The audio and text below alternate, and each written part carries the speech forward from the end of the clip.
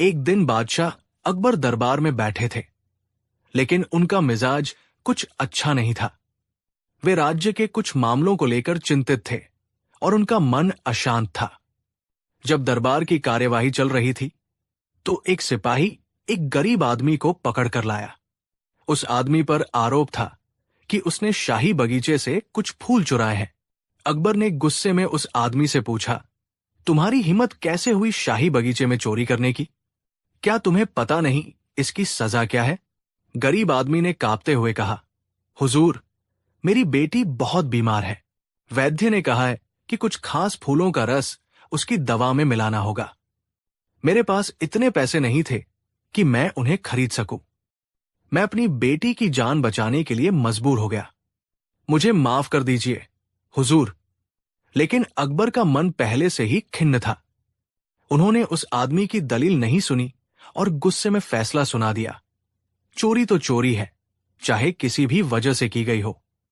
इस आदमी को 50 कोड़े मारे जाए, ताकि कोई और ऐसी हिम्मत न करे। यह फैसला सुनकर दरबार में सन्नाटा छा गया। 50 कोड़े की सजा एक छोटी सी चोरी के लिए बहुत ज्यादा थी, खासकर जब उस आदमी की मजबूरी साफ दिख रही थी। दरबारियों में फुसफुसाहट होने लगी, लेकिन किसी की हिम्मत नहीं हुई कि वे बादशाह के फैसले पर सवाल उठाएं। तभी बीरबल, जो अब तक शांत खड़े सब कुछ देख रहे थे, आगे बढ़े। उन्होंने बादशाह से विनम्रता से कहा, जहांपनाह, गुस्ताखी माफ, लेकिन क्या इस आदमी को सजा देने से पहले एक बार उसकी बात की सच्चाई की जांच कर लेना बेहतर नहीं होगा? अकबर पहले से ही गुस्से में थे। बीरबल का हस्तक्षेप उन्हें और भी ज्यादा नागवार गुजरा। उन्होंने तेज आवाज में कहा, बीरबल, तुम हमेशा मेरे फैसलों के बीच में क्यों आते हो? क्या तुम्हें कानून नहीं पता? चोरी की सजा मिलनी ही चाहिए, चाहे वजह कुछ भी हो। तुम अपनी अक्लमंदी अपने पास रखो, मुझे तुमसे कोई सलाह नहीं चाहिए। बीरबल ने सिर झुकाया और चुप हो गए। उस गरीब आदमी को ले जाकर कोड़े मारे गए। वो बेचारा दर्द से चीखता रहा, लेकिन उसकी सुनने वाला कोई नहीं था। ये घटना अकबर के मन में भी एक बोझ बनकर रह गई। रात को उन्हें नींद नहीं आई। उन्हें एहसास हो रहा था कि शायद उन्होंने जल्दबाजी में बहुत कठोर फैसला ले लिया था। अगले दिन अकबर जब दरबार में आए, तो उनका मन अभी भी भारी था। वे अपनी गलती को मानना नहीं चाहते थे, लेकिन उन्हें यह भी पता था कि उन्होंने न्याय नहीं किया। दरबार की कार्यवाही शुरू हुई। अकबर ने दरबारियों से पूछा, क्या हमारे राज्य में कोई ऐसा काम है जो ठीक से नहीं हो रहा है? क्या कोई ऐसी कमी है जिसे दूर करने की जरूरत है? दरबारी, जो बादशाह का मिजाज जानते थे, उनकी हां में हां मिलाने लगे। एक ने कहा, नहीं जहांपनाह, आपकी सल्तनत में सब कुछ बेहतरीन है, हर तरफ खुशहाली है। दूसरे ने कहा, आपकी न्याय व्यवस्था का तो कोई जवाब नहीं, अपराधी कांपते हैं आपके नाम से। यह सुनकर अकबर को और भी ज्यादा बेचैनी हुई। उन्हें पता था कि यह सब चापलूसी है। उन्होंने बीरबल की ओर देखा, जो हमेशा की तरह चुप थे। अकबर ने बीरबल से पूछा, बीरबल, तुम चुप क्यों हो? क्या तुम्हें भी लगता है कि हमारे राज्य में सब कुछ ठीक है? बीरबल ने सिर उठाया और शांत भाव से कहा, जहांपनाह, बाकी सब तो ठीक है, लेकिन एक बड़ी कमी है। हमारे राज्य में गधों की संख्या बहुत ज्यादा बढ़ गई है। यह सुनकर दरबार में मौजूद सभी लोग चौंक गए। ये कैसा अजीब जवाब था?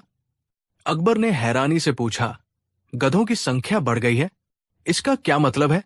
क्या तुम कहना चाहते हो कि हमारे राज्य में जानवरों की देखभाल ठीक से नहीं हो रही है?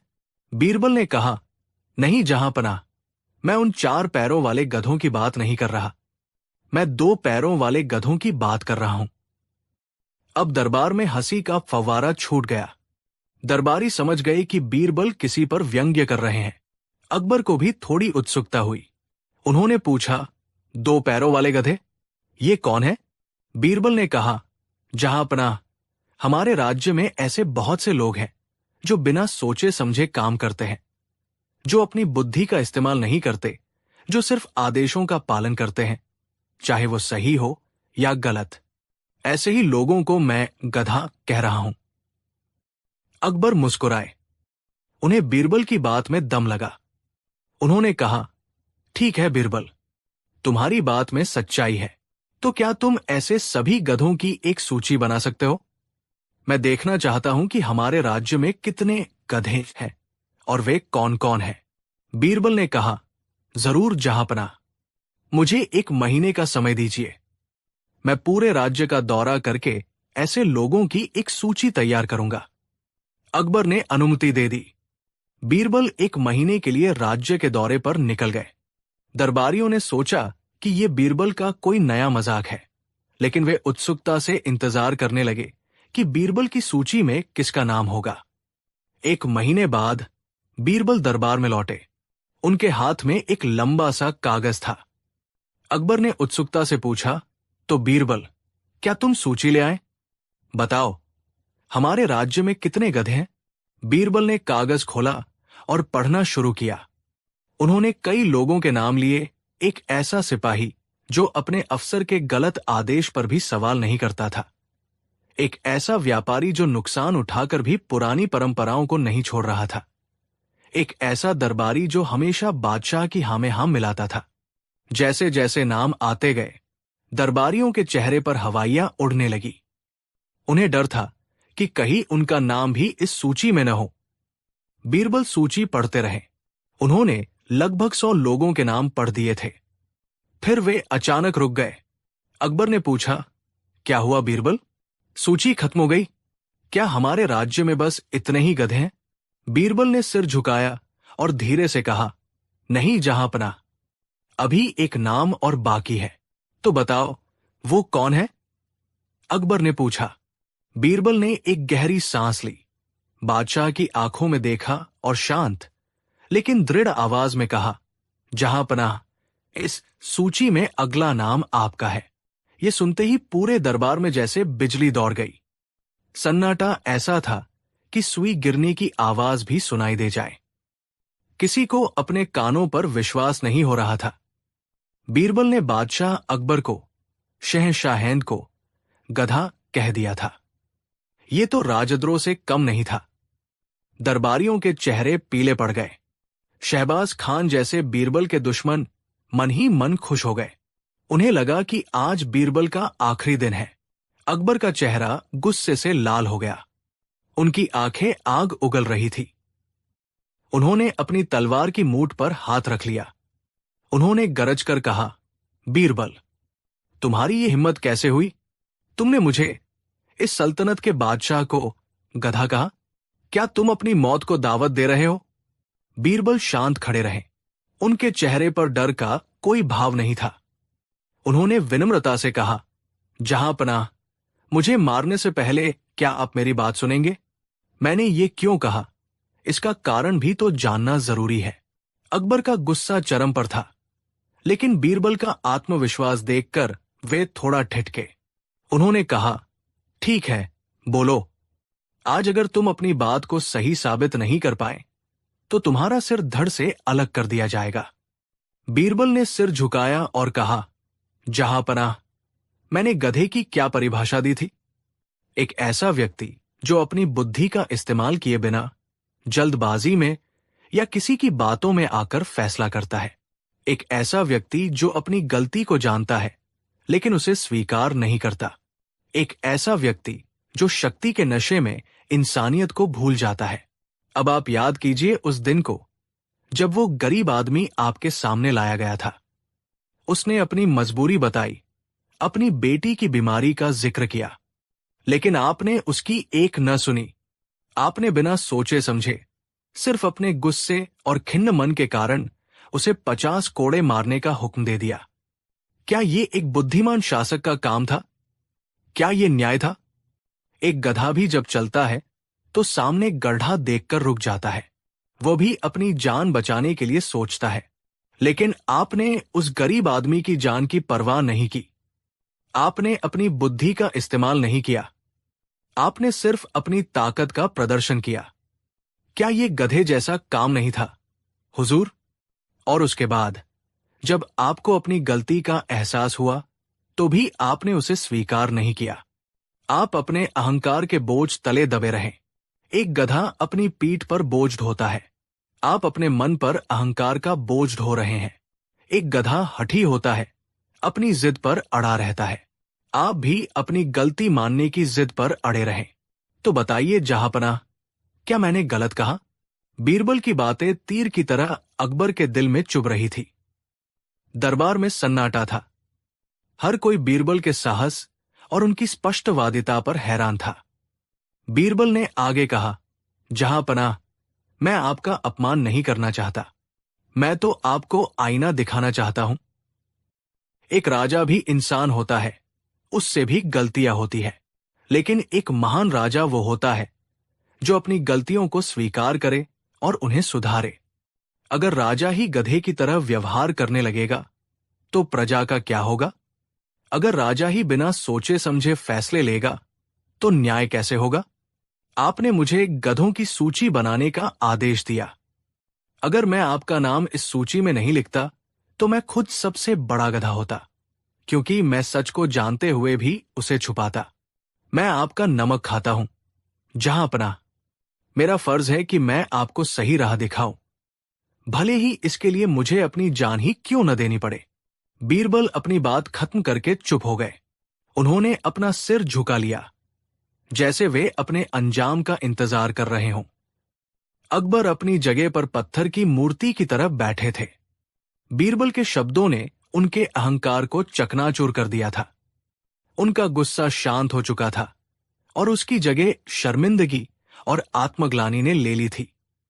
उनकी आंखों में आंसू आ गए।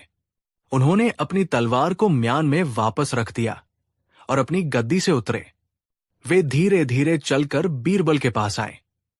उन्होंने बीरबल के कंधे पर हाथ रखा। अकबर ने भर्राई हुई आवाज में कहा, तुमने सही कहा बीरबल, तुमने बिल्कुल सही कहा। आज तुमने मुझे गधा कहकर मेरा अपमान नहीं किया, बल्कि मुझे इंसान बनाया है। तुमने मुझे मेरी सबसे बड़ी गलती का एहसास कराया है। मैं शक्ति के नशे में इतना अंधा हो गया था कि मुझे एक गरीब की पीड़ा दिखाई नहीं दी। मैं वाकई में एक गधे की तरह व्यवहार कर रहा था। अकबर ने पूरे दरबार के सामने हाथ जोड़कर कहा, मैं अपनी गलती स्वीकार करता हूं। बीरबल, तुम मेरे सच्चे दोस्त और सच्चे सलाहकार हो। आज से इस सूची में मेरा नाम सबसे ऊपर रहेगा, ताकि मुझे हमेशा याद रहे कि एक बादशाह को कभी भी अपनी बुद्धि और इंसानियत का साथ नहीं छोड़ना चाहिए। अकबर ने तुरंत उस गरीब आदमी को बुलवाया और उससे माफी मांगी। उन्होंने उसकी बेटी के इलाज का सारा खर्च शाही खजाने से देने का आदेश दिया और उसे इनाम देकर विदा किया। उस दिन के बाद अकबर और भी ज्यादा न्यायप्रिय और विचारशील शासक बन गए। वे कोई भी फैसला लेने से पहले 100 बार सोचते थे और बीरबल का सम्मान उनकी नजरों में 1000 गुना बढ़ गया। ये कहानी एक मिसाल बन गई कि कैसे एक सच्चे सलाहकार का कर्तव्य केवल राजा की प्रशंसा करना नहीं, बल्कि उसे उसकी गलतियों का एहसास कराना भी होता है। बीरबल ने अपने जीवन को दांव पर लगाकर यह साबित कर दिया था कि सच्चाई और साहस के आगे बड़ी से बड़ी सल्तनत का अहंकार भी झुक जाता है। और उन्होंने ये भी सिखाया कि खुद को गधा स्वीकार कर लेना कभी कभी सबसे बड़ी बुद्धिमानी होती है। कहानी 2, मुगल सल्तनत की राजधानी आगरा में, जहां एक और बादशाह अकबर का न्याय और उनकी प्रजा के प्रति प्रेम का सूरज चमकता था, वहीं कुछ कोनों में भ्रष्टाचार और बेईमानी का अंधेरा भी धीरे धीरे अपने पैर पसार रहा था। ये अंधेरा उन चालाक और लालची अधिकारियों के दिलों में बसता था जो अपने पद का दुरुपयोग करके अपनी तिजोरियां भरते थे। ऐसा ही एक शख्स था शहर का काजी अलहकाम। काजी अलहकाम का नाम दूर दूर तक उसकी विद्वता और इस्लामी कानूनों की गहरी समझ के लिए जाना जाता था। जब वो दरबार में बैठता तो उसके चेहरे पर एक अजीब सी गंभीरता और पवित्रता का भाव होता। उसकी दाढ़ी करीने से संवरी हुई, उसके कपड़े हमेशा साफ सुथरे और उसकी बातें धर्म और न्याय के सिद्धांतों से भरी होती थी। पहली नजर में कोई भी उसे देखकर कह सकता था कि वो न्याय का सच्चा पुजारी है, लेकिन हकीकत कुछ और ही थी। काजी की न्याय की तराजू हमेशा उस तरफ झुकती थी जिस पल्ले पर सोने की अशर्फियों का वजन ज्यादा होता था। वो इतना शातिर था कि अपने फैसले को कानूनी दावपेंच में इस तरह लपेटता कि किसी को शक तक नहीं होता था। गरीब और कमजोर लोग उसके दरबार से हमेशा निराश लौटते, अपनी किस्मत को कोसते हुए, जबकि अमीर और रसूखदार लोग मुस्कराते हुए निकलते, क्योंकि वे न्याय को खरीदने की कला जानते थे। इसी शहर के बाहरी इलाके में एक कुम्हार रहता था जिसका नाम था हरिदास। हरिदास एक मेहनती और ईमानदार आदमी था। उसके हाथ मिट्टी को ऐसे आकार देते थे जैसे कोई जादूगर हो। उसके बनाए मटके, सुराहिया और दिए पूरे आगरा में प्रसिद्ध थे। उसके पास ज्यादा धन दौलत तो नहीं थी, लेकिन उसके पुरखों की जमीन का एक छोटा सा टुकड़ा था जो उसकी झोपड़ी से सटा हुआ था। उस जमीन पर कुछ पुराने फलों के पेड़ थे और एक छोटा सा कुआं था जिसकी मिट्टी से वो अपने बर्तन बनाता था। ये जमीन उसके लिए सिर्फ मिट्टी का टुकड़ा नहीं, बल्कि उसके पूर्वजों की निशानी और उसकी कला का स्रोत थी। हरिदास की झोपड़ी के बगल में शहर के सबसे अमीर व्यापारियों में से एक सेठ धर्मपाल की आलीशान हवेली थी। सेठ धर्मपाल जितना अमीर था, उतना ही लालची और घमंडी भी। उसकी हवेली बहुत बड़ी थी, लेकिन उसे और बड़ी करने की हवस थी। उसकी नजर काफी समय से हरिदास की उस छोटी सी जमीन पर थी। वो वहां एक खूबसूरत बगीचा बनवाना चाहता था, जहां वो शाम को अपने दोस्तों के साथ महफिलें सजा सके। एक दिन सेठ धर्मपाल ने हरिदास को अपनी हवेली में बुलवाया। हरिदास संकोच के साथ गया। सेठ ने बड़े घमंड से कहा, हरिदास, मैंने सुना है तुम अपनी उस बंजर जमीन पर पड़े रहते हो। मैं तुम्हें उसकी मुंह मांगी कीमत देने को तैयार हूं। वो जमीन मुझे बेच दो। हरिदास ने हाथ जोड़कर विनम्रता से कहा, सेठ जी, वो जमीन मेरे बाप दादा की निशानी है। वो मेरे लिए अनमोल है। मैं उसे नहीं बेच सकता। कृपया मुझे क्षमा करें। सेठ धर्मपाल का चेहरा गुस्से से लाल हो गया। एक मामूली कुम्हार उसकी बात टाल दे, ये उसे बर्दाश्त नहीं हुआ। उसने अपनी आवाज में धमकी भरते हुए कहा, सोच लो हरिदास, मैं जो चाहता हूं उसे हासिल करके रहता हूं। प्यार से नहीं दोगे तो मुझे दूसरे तरीके भी आते हैं। हरिदास बिना कुछ कहे वहां से चला आया, लेकिन उसके दिल में एक अनजाना डर बैठ गया था। कुछ हफ्तों बाद हरिदास के डर ने हकीकत का रूप ले लिया। सेठ धर्मपाल ने काजी अलकाम की अदालत में एक मुकदमा दायर कर दिया। उसने दावा किया कि हरिदास की जमीन असल में उसी की है और हरिदास के पिता ने कई साल पहले उसे वो जमीन बेच दी थी, लेकिन हरिदास अब उस पर अवैध रूप से कब्जा किए हुए है। अपने दावे को साबित करने के लिए सेठ धर्मपाल ने कुछ जाली दस्तावेज भी तैयार करवा लिए थे, जिन पर झूठे गवाहों के हस्ताक्षर थे। हरिदास को जब अदालत का सम्मन मिला तो उसके पैरों तले जमीन खिसक गई। वो अपने पुराने पीले पड़ चुके असली दस्तावेज लेकर काजी अलकाम के दरबार में पहुंचा। अदालत खचाखच भरी हुई थी। एक तरफ कीमती रेशमी कपड़ों में सेठ धर्मपाल अपने वकीलों और झूठे गवाहों के साथ खड़ा था, और दूसरी तरफ मिट्टी लगे कपड़ों में हरिदास अकेला और सहमा हुआ। काजी अलकाम ने मामले की सुनवाई शुरू की। सेठ धर्मपाल के वकील ने जाली दस्तावेज पेश किए और जोरदार दलीलें दी। झूठे गवाहों ने भी कसम खाकर सेठ के पक्ष में गवाही दी। जब हरिदास की बारी आई तो उसने कांपते हाथों से अपने असली दस्तावेज आगे बढ़ाए। उसने कहा, हुजूर, ये मेरे पुरखों के कागज है। ये जमीन हमेशा से हमारे परिवार की रही है। सेठ जी झूठ बोल रहे हैं। काजी ने उसके कागजों पर एक सरसरी नजर डाली और उन्हें एक तरफ फेंकते हुए कहा, इन पुराने और फटे हुए कागजों का कोई मूल्य नहीं है। सेठ धर्मपाल के पास पक्के दस्तावेज और गवाह है। तुम एक गरीब आदमी हो, शायद लालच में आकर सेठ की जमीन पर कब्जा करना चाहते हो। हरिदास की आंखों में आंसू आ गए।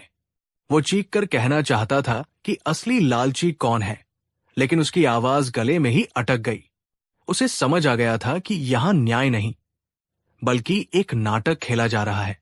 उस रात एक नकाबपोश आदमी चुपके से काजी अलकाम के घर के पिछले दरवाजे पर पहुंचा। काजी ने खुद दरवाजा खोला। नकाबपोश ने उसे सोने की अशर्फियों से भरी एक थैली दी और फुसफुसाया, सेठ जी ने आपका शुक्रिया अदा किया है।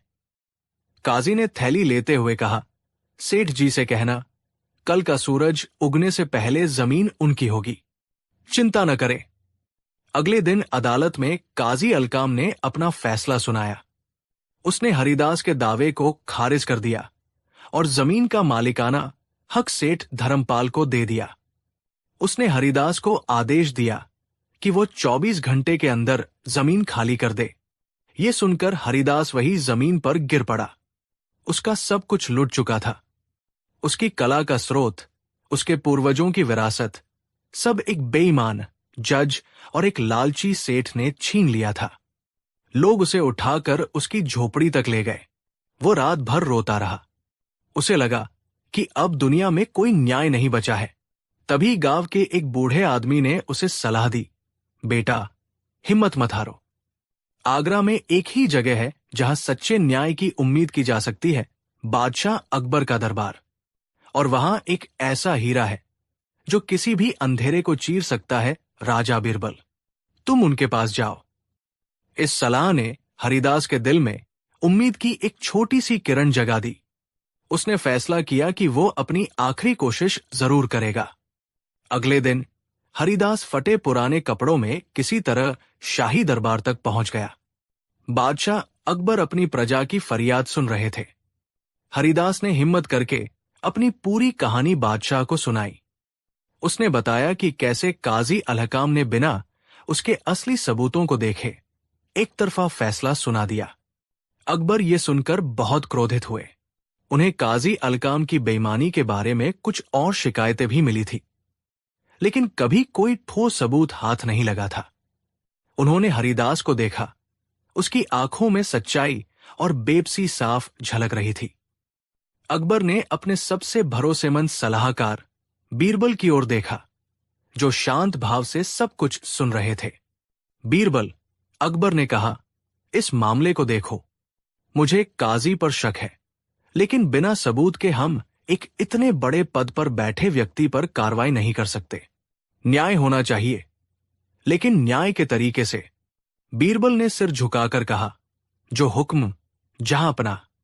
बीरबल ने हरिदास को अपने साथ लिया और उसे दरबार से दूर एक शांत जगह पर ले गए।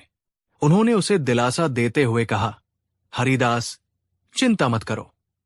अगर तुम सच्चे हो तो तुम्हारी जमीन तुम्हें वापस मिलकर रहेगी, लेकिन इसके लिए तुम्हें मेरा साथ देना होगा और ठीक वैसा ही करना होगा जैसा मैं कहूं। क्या तुम्हें मुझ पर पूरा भरोसा है? हरिदास ने रोते हुए बीरबल के पैर पकड़ लिए। राजा जी, मैं आपके लिए अपनी जान भी दे सकता हूं। आप जो कहेंगे मैं करूंगा। बीरबल ने उसे उठाया और अपनी योजना समझानी शुरू की। योजना सुनकर हरिदास हैरान रह गया, लेकिन उसे बीरबल पर पूरा विश्वास था। बीरबल जानते थे कि काजी को रंगे हाथों पकड़ना होगा। उसे सीधे पैसों के साथ पकड़ना मुश्किल था, क्योंकि वो बहुत चालाक था। इसलिए बीरबल ने एक ऐसा जाल बिछाने का फैसला किया जो काजी के लालच और उसके घमंड दोनों पर एक साथ वार करे। सबसे पहले बीरबल ने शहर के सबसे कुशल मूर्तिकार को बुलवाया और उसे काजी अलकाम की एक आदमकद मूर्ति बनाने का आदेश दिया। मूर्ति बिल्कुल सजीव दिखनी चाहिए थी, जैसे काजी स्वयं खड़ा हो। बीरबल ने मूर्तिकार को कुछ गुप्त निर्देश भी दिए, जिसमें मूर्ति को अंदर से खोखला रखना शामिल था। इसके बाद बीरबल ने पूरे आगरा में एक अफवाह फैलानी शुरू कर दी। अफवाह यह थी कि बगदाद से एक बहुत अमीर सौदागर, जिसका नाम सौदागर अजीम है, आगरा आया है। वो कुछ महीनों के लिए मक्का की तीर्थयात्रा पर जा रहा है और अपनी बेशकीमती दौलत, जिसमें हीरे जवाहरात से भरा एक संदूक है, आगरा के किसी सबसे ईमानदार और भरोसेमंद व्यक्ति की सुरक्षा में छोड़कर जाना चाहता है। वो उस व्यक्ति को इनाम भी देगा और उसके सम्मान में उसकी एक सोने की मूर्ति भी बनवाएगा। ये अफवाह आग की तरह पूरे शहर में फैल गई। हर कोई उस अमीर सौदागर से मिलना चाहता था। ये खबर काजी अलकाम के कानों तक भी पहुंची। उसके मन में लालच का लड्डू फूट पड़ा। सबसे ईमानदार व्यक्ति, उसने सोचा, मुझसे ज्यादा ईमानदार और कौन हो सकता है? और सोने की मूर्ति, ये तो मेरे सम्मान में 4 चांद लगा देगी। और वो संदूक, कौन जाने उसमें क्या है? ये तो एक सुनहरा मौका है। काजी ने अपने गुप्तचरों को उस सौदागर अजीम का पता लगाने के लिए भेज दिया। कुछ दिनों बाद बीरबल ने खुद सौदागर अजीम का भेष बदला। उन्होंने कीमती ईरानी पोशाक पहनी, चेहरे पर नकली दाढ़ी लगाई और अपने साथ कुछ सेवक लिए। वो सीधे काजी अलकाम से मिलने उसकी हवेली पहुंचे। काजी ने जब सुना कि सौदागर अजीम खुद उससे मिलने आया है, तो वो फूला नहीं समाया। उसने बड़ी गर्मजोशी से बीरबल, जो सौदागर अजीम बना हुआ था, का स्वागत किया। आइए आइए सौदागर साहब, मैं आपका ही इंतजार कर रहा था। काजी ने शहद जैसी मीठी आवाज में कहा। मैंने आपकी और आपकी दरियादिली की बहुत तारीफ सुनी है। बीरबल ने सौदागर के अंदाज में कहा, काजी साहब, मैंने भी आपके न्याय और आपकी ईमानदारी के बहुत चर्चे सुने हैं, इसीलिए मैं सीधे आपके पास आया हूं। बीरबल ने अपनी झूठी कहानी शुरू की।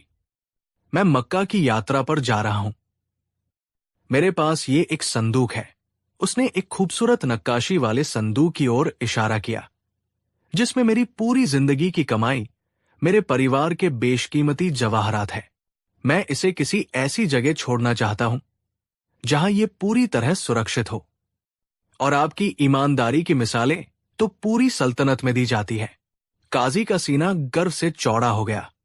उसने कहा, आप बिल्कुल सही जगह आए हैं। मेरे घर से ज्यादा सुरक्षित जगह और कहाँ हो सकती है? बीरबल ने कहा, मैं जानता था, इसीलिए मैंने आपके सम्मान में एक तोहफा भी बनवाया है। उसने इशारा किया और सेवकों ने काजी की वो आदमकद मूर्ति लाकर बैठक में खड़ी कर दी। मूर्ति को देखकर काजी की आंखें खुली की खुली रह गई। वो हूबहू उसी की तरह दिख रही थी। ये तो अद्भुत है, वो बोला।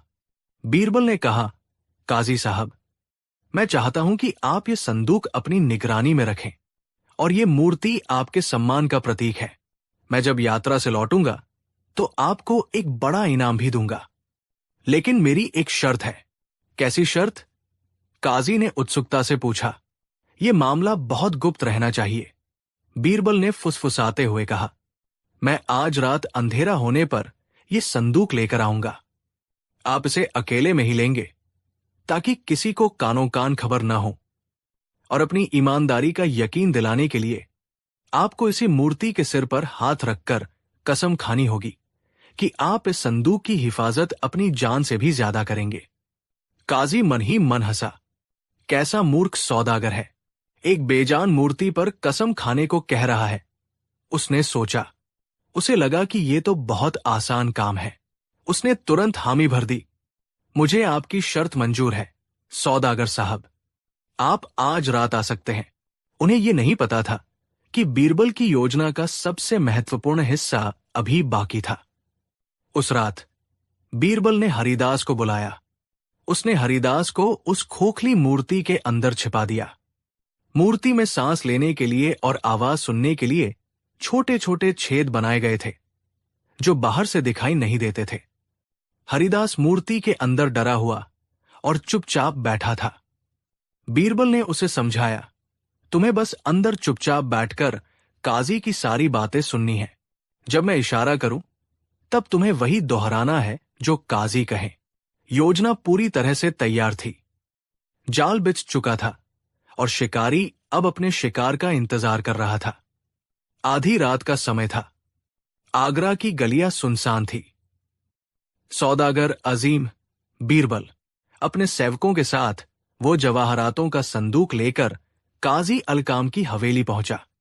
काजी पहले से ही दरवाजे पर बेचैनी से इंतजार कर रहा था। उसने अपने घर के सभी नौकरों को सोने के लिए भेज दिया था, ताकि कोई गवाह न रहे। उसने खुद दरवाजा खोला और बीरबल को अंदर बुलाया।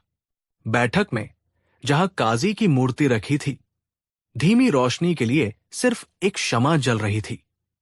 वातावरण रहस्यमय लग रहा था। सौदागर साहब, आप आ गए। काजी ने अपनी आवाज को धीमा रखते हुए कहा। हां काजी साहब, बीरबल ने कहा, यह रहा संदूक। अब जैसा कि तय हुआ था, आप इस मूर्ति के सिर पर हाथ रखकर अपनी ईमानदारी की कसम खाएं। काजी अलकाम के चेहरे पर एक कुटिल मुस्कान तैर गई।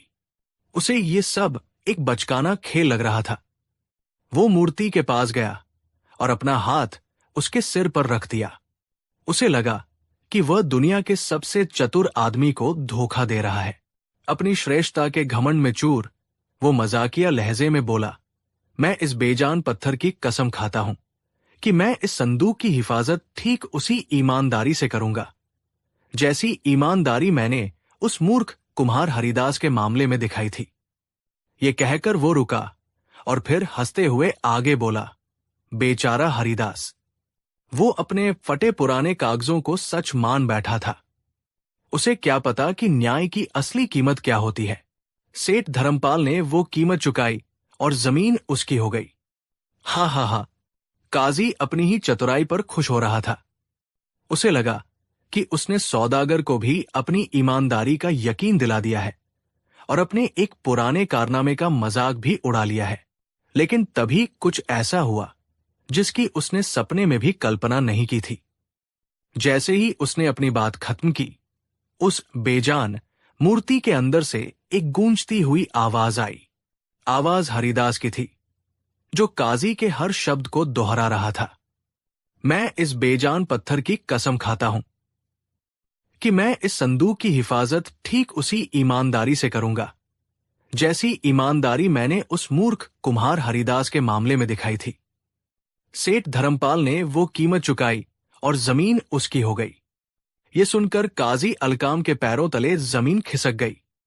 उसका चेहरा सफेद पड़ गया, जैसे किसी ने उसका सारा खून निचोड़ लिया हो। उसे लगा कि वो कोई बुरा सपना देख रहा है। एक मूर्ति कैसे बोल सकती है? क्या ये कोई जिन्न या भूत है? वो डर के मारे पीछे हटा। ये कौन बोला? वो हकलाया। ठीक उसी पल बीरबल ने अपने चेहरे से नकली दाढ़ी हटाई और अपनी असली आवाज में बोले, ये न्याय की आवाज है काजी साहब, जिसे आपने सोने की खनक के नीचे दबा दिया था। काजी ने जब बीरबल को अपने सामने देखा तो उसके होश उड़ गए। वो समझ गया कि वो एक बहुत बड़े जाल में फंस चुका है। उसी क्षण बैठक के पर्दों के पीछे से बादशाह अकबर स्वयं बाहर निकले। उनके साथ शाही अंगरक्षक भी थे, जिनकी तलवारें नंगी थी। अकबर की आंखों में गुस्सा और निराशा थी। उन्होंने गरजती हुई आवाज में कहा, धिक्कार है तुम पर, अल-हकाम। हमने तुम्हें न्याय करने के लिए काजी बनाया था, न्याय बेचने के लिए नहीं। तुमने अपने पद की गरिमा को मिट्टी में मिला दिया। तुमने अपने मुंह से ही अपना गुनाह कबूल कर लिया है और तुम्हारा गवाह कोई और नहीं, बल्कि तुम्हारा ही सताया हुआ ये पीड़ित है। अंगरक्षकों ने मूर्ति का एक हिस्सा खोला और हरिदास बाहर निकला। उसकी आंखों में अब डर नहीं, बल्कि न्याय की जीत के आंसू थे। काजी अलकाम पूरी तरह से टूट चुका था। उसके पास कहने के लिए कुछ नहीं बचा था। वो अकबर के कदमों में गिरकर माफी मांगने लगा, लेकिन अकबर ने कहा, जो न्याय बेचता है वो माफी के लायक नहीं होता। उसी रात काजी अलकाम को गिरफ्तार कर लिया गया। अगले दिन सेठ धर्मपाल को भी पकड़ लिया गया। जांच में उनके सारे काले कारनामे सामने आ गए। बादशाह अकबर ने अपना फैसला सुनाया। काजी अलकाम को उसके पद से बर्खास्त कर दिया गया और उसकी सारी बेईमानी की दौलत जब्त करके उसे आजीवन कारावास की सजा दी गई। सेठ धर्मपाल को धोखाधड़ी के जुर्म में सजा मिली और हरिदास की जमीन उसे पूरे सम्मान के साथ वापस कर दी गई। दरबार में बीरबल की बुद्धिमानी की जय जयकार हो रही थी। अकबर ने बीरबल को गले लगाते हुए कहा, बीरबल, तुमने एक बार फिर साबित कर दिया कि बुद्धि की तलवार किसी भी जुल्म की ढाल को काट सकती है। तुमने न सिर्फ एक बेईमान को सजा दिलाई, बल्कि सल्तनत में न्याय पर लोगों के भरोसे को फिर से जिंदा कर दिया। बीरबल ने विनम्रता से सिर झुकाकर कहा, जहांपनाह, बेईमान आदमी की सबसे बड़ी कमजोरी उसका लालच और उसका घमंड ही होता है। मैंने तो बस उन्हीं कमजोरियों को उसका आईना बना दिया। और इस तरह बीरबल के बुने हुए एक अनोखे जाल में न्याय का एक सौदागर हमेशा के लिए फंस गया। और ये कहानी आने वाली पीढ़ियों के लिए एक सबक बन गई कि सत्य और न्याय को कुछ समय के लिए दबाया तो जा सकता है, लेकिन हराया नहीं जा सकता। कहानी 3। ये उन दिनों की बात है जब आगरा में हल्की हल्की ठंड पड़नी शुरू हो गई थी और मौसम बहुत सुहावना था। एक दिन जब बीरबल अपने घर पर कुछ जरूरी कागजात देख रहे थे, एक आदमी उनके घर आया। वो दिखने में साधारण था, कपड़े भी बहुत सामान्य थे, लेकिन उसके चेहरे पर एक आत्मविश्वास और आंखों में एक अजीब सी चमक थी। उसने अपना नाम चक्रधर बताया और कहा कि वो बीरबल के किसी दूर के रिश्तेदार का दोस्त है और आगरा शहर कुछ काम से आया है। उसने बीरबल की मेहमानवाजी और उदारता के बहुत किस्से सुने थे, इसलिए वो सीधा उनके घर चला आया, ये सोचकर कि कुछ दिनों के लिए उसे रहने की जगह मिल जाएगी। बीरबल ने चक्रधर का बड़े प्यार से स्वागत किया। उन्होंने उसे अपने घर के एक आरामदायक कमरे में ठहराया, उसके खाने पीने का उत्तम प्रबंध किया और अपने नौकरों को आदेश दिया कि मेहमान को किसी भी चीज की कमी नहीं होनी चाहिए। चक्रधर बीरबल की मेहमानवाजी देखकर बहुत खुश हुआ। वो मन ही मन सोचने लगा कि बीरबल वाकई में बहुत बड़े दिल वाले इंसान है। पहला दिन बीता। चक्रधर ने आराम से खाया पिया और रात को गहरी नींद सोया। दूसरा दिन भी ऐसे ही बीता। बीरबल रोज दरबार जाते और शाम को आकर चक्रधर से उसका हालचाल पूछते। बीरबल पूछते, चक्रधर जी, आपका काम कैसा चल रहा है? कोई मदद चाहिए तो बताइएगा। चक्रधर मुस्कुराकर कहता, बस काम चल ही रहा है बीरबल जी। आपका इतना अच्छा सत्कार मिल रहा है कि काम करने का मन ही नहीं करता। तीसरा दिन बीता, फिर चौथा, फिर एक हफ्ता गुजर गया। बीरबल अब थोड़ा हैरान थे। चक्रधर ने न तो अपने काम के बारे में कुछ बताया और न ही जाने का कोई संकेत दिया। वो सुबह देर से उठता, नहा धोकर शाही नाश्ता करता, फिर दोपहर में आराम करता और शाम को बीरबल के साथ बैठकर गपशप करता। उसके पास कहने के लिए बहुत सारी कहानियां और किस्से होते थे, जिससे शामें तो कट जाती थी, लेकिन बीरबल का धैर्य अब धीरे धीरे जवाब दे रहा था। बीरबल की पत्नी भी परेशान थी।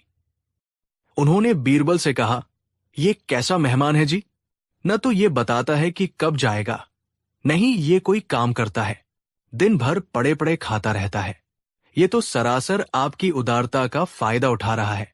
बीरबल ने अपनी पत्नी को समझाया, सब्र करो, मेहमान है, उसे सीधे सीधे जाने के लिए कहना अच्छा नहीं लगेगा। ये हमारी तहजीब के खिलाफ है। शायद वो खुद ही कुछ दिनों में चला जाएगा। लेकिन चक्रधर के जाने का कोई इरादा नहीं लग रहा था। 2 हफ्ते बीत गए, फिर 3। अब तो चक्रधर ने बीरबल के नौकरों पर भी हुक्म चलाना शुरू कर दिया था। वो उनसे अपने पैर दबवाता, अपने कपड़े धुलवाता और हर छोटी बड़ी चीज के लिए उन्हें डांटता, जैसे वो घर का मालिक हो और बीरबल उसके मेहमान। बीरबल अब वाकई में परेशान हो गए थे। ये मेहमान उनकी उदारता की परीक्षा ले रहा था। वे बहुत चतुर थे और किसी भी समस्या का हल निकाल सकते थे, लेकिन ये समस्या बड़ी अजीब थी। वे सीधे सीधे चक्रधर को जाने के लिए नहीं कह सकते थे, क्योंकि ये उनके सिद्धांतों के खिलाफ था और इससे उनकी मेहमानवाजी पर भी सवाल उठता। उन्हें कोई ऐसा तरीका निकालना था जिससे सांप भी मर जाए और लाठी भी न टूटे, यानी चक्रधर चला भी जाए और बीरबल को कुछ कहना भी न पड़े। बीरबल ने कई तरीकों के बारे में सोचा, लेकिन कोई भी तरीका काम नहीं आ रहा था। उन्होंने सोचा कि वे चक्रधर से उसके काम के बारे में विस्तार से पूछें, शायद वो कुछ बहाना बनाकर चला जाए। लेकिन चक्रधर इतना चालाक था कि वो हर बार बात को घुमा देता। एक दिन बीरबल ने चक्रधर से कहा, चक्रधर जी, मुझे लगता है कि आपको यहां रहते हुए 1 महीना होने वाला है। आपका काम कब तक पूरा होगा? चक्रधर ने एक लंबी सांस ली और उदास चेहरा बनाकर कहा, बीरबल जी, क्या बताऊं? मैं जिस काम से आया था उसमें बहुत मुश्किलें आ रही हैं। लगता है अभी और समय लगेगा, लेकिन मैं आपकी मेहरबानी कैसे भूल सकता हूं? अगर आप न होते तो मैं सड़क पर होता। आपकी जगह तो स्वर्ग जैसी है, यहां से जाने का मन ही नहीं करता। यह सुनकर बीरबल का सिर चकरा गया। ये आदमी तो सीधे सीधे कह रहा था कि वो यही रहना चाहता है। बीरबल ने सोचा कि अब कोई सीधा सादा तरीका काम नहीं आएगा। अब उन्हें अपनी बुद्धि का प्रयोग करना ही होगा। उन्होंने एक योजना बनाई। अगले दिन बीरबल दरबार से जल्दी घर आ गए। उस समय चक्रधर सोफे पर लेटा हुआ आराम फरमा रहा था और एक नौकर उसके पैर दबा रहा था। बीरबल ने चक्रधर को अनदेखा किया और सीधे अपनी पत्नी के पास गए। उन्होंने अपनी पत्नी से जोर जोर से झगड़ना शुरू कर दिया, इतनी जोर से कि चक्रधर आसानी से सुन सके। बीरबल गुस्से में कह रहे थे, मैंने तुमसे कितनी बार कहा है कि घर का खर्च कम करो। तुम पानी की तरह पैसा बहाती हो। देखो, हमारे घर में एक मेहमान भी है, उसका भी खर्च है। अगर ऐसे ही चलता रहा तो हम एक दिन सड़क पर आ जाएंगे। उनकी पत्नी, जो बीरबल की योजना को समझ चुकी थी, ने भी उतनी ही जोर से जवाब दिया, मैं क्या करूं? घर में इतने लोग हैं और ये मेहमान। जब से ये आया है हमारा खर्च दोगुना हो गया है। न तो ये कोई काम करता है, नहीं जाने का नाम लेता है। मुझे तो लगता है कि ये कोई मुफ्तखोर है जो हमारी उदारता का फायदा उठा रहा है। चक्रधर ये सब सुनकर थोड़ा असहज हो गया। वो उठकर बैठ गया और कान लगाकर उनकी बातें सुनने लगा। बीरबल और उनकी पत्नी का झगड़ा बढ़ता गया। बीरबल चिल्लाए, अब से इस घर में एक ही समय खाना बनेगा और खाने में सिर्फ सूखी रोटी और प्याज मिलेगी। और ये जो मेहमान है उससे कह दो कि कल से उसे अपने कपड़े खुद धोने होंगे और अपना कमरा खुद साफ करना होगा। ये कोई धर्मशाला नहीं है। उनकी पत्नी ने भी कहा, हाँ हाँ बिल्कुल, और कल से मैं इस मेहमान के कमरे का पंखा भी बंद कर दूंगी। बिजली का बिल इतना ज्यादा आ रहा है, जिसको इतनी गर्मी लगती है वो बाहर पेड़ के नीचे जाकर सोए। उस समय बिजली नहीं थी, लेकिन कहानी को रोचक बनाने के लिए यह तत्व जोड़ा जा सकता है, या पंखे की जगह किसी और चीज का उल्लेख किया जा सकता है, जैसे ठंडे पानी की व्यवस्था। चक्रधर ये सुनकर कांप गया।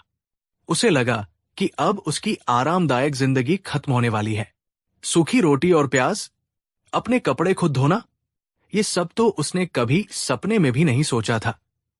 झगड़ा खत्म होने के बाद बीरबल अपने कमरे में चले गए, ऐसे दिखावा करते हुए जैसे वे बहुत गुस्से में हों। चक्रधर चुपचाप अपने कमरे में चला गया, लेकिन उसके चेहरे पर चिंता की लकीरें थी। रात के खाने में, जैसा कि बीरबल ने कहा था, सिर्फ सूखी रोटियां और प्याज परोसी गई। चक्रधर ने बड़ी मुश्किल से एक रोटी खाई। उसे बीरबल के आलीशान खाने की याद आ रही थी। उसे लगा कि शायद बीरबल और उनकी पत्नी सच में झगड़ रहे हैं और अब घर की हालत खराब होने वाली है। अगले दिन सुबह एक नौकर ने चक्रधर को एक बाल्टी पानी और कुछ कपड़े धोने का साबुन दिया और कहा, चक्रधर जी, साहब ने कहा है कि आप अपने कपड़े खुद धो लें। चक्रधर का मुंह खुला का खुला रह गया। उसने जिंदगी में कभी अपने कपड़े नहीं धोए थे। उसने गुस्से में बाल्टी को एक तरफ फेंका और सोचा कि बीरबल की इतनी हिम्मत कैसे हुई। लेकिन फिर उसे रात का झगड़ा याद आया और वो डर गया। दोपहर में जब वो आराम करने के लिए अपने कमरे में गया तो उसने देखा कि बिस्तर पर से गद्दा और तकिया गायब थे। वहां सिर्फ एक फटी हुई दरी पड़ी थी। एक नौकर ने आकर कहा, माफ कीजिए साहब, मालकिन ने कहा है कि गद्दे और तकिए धूप में सुखाने के लिए रखे हैं। आज रात आपको दरी पर ही सोना पड़ेगा। चक्रधर का धैर्य अब पूरी तरह से जवाब दे गया। उसे समझ आ गया कि इस घर में अब उसकी कोई इज्जत नहीं रही और उसकी आरामदायक जिंदगी अब एक बुरे सपने में बदल चुकी है। उसे लगा कि अगर वो एक दिन और यहां रुका तो शायद उसे घर का झाड़ू पोंछा भी करना पड़े।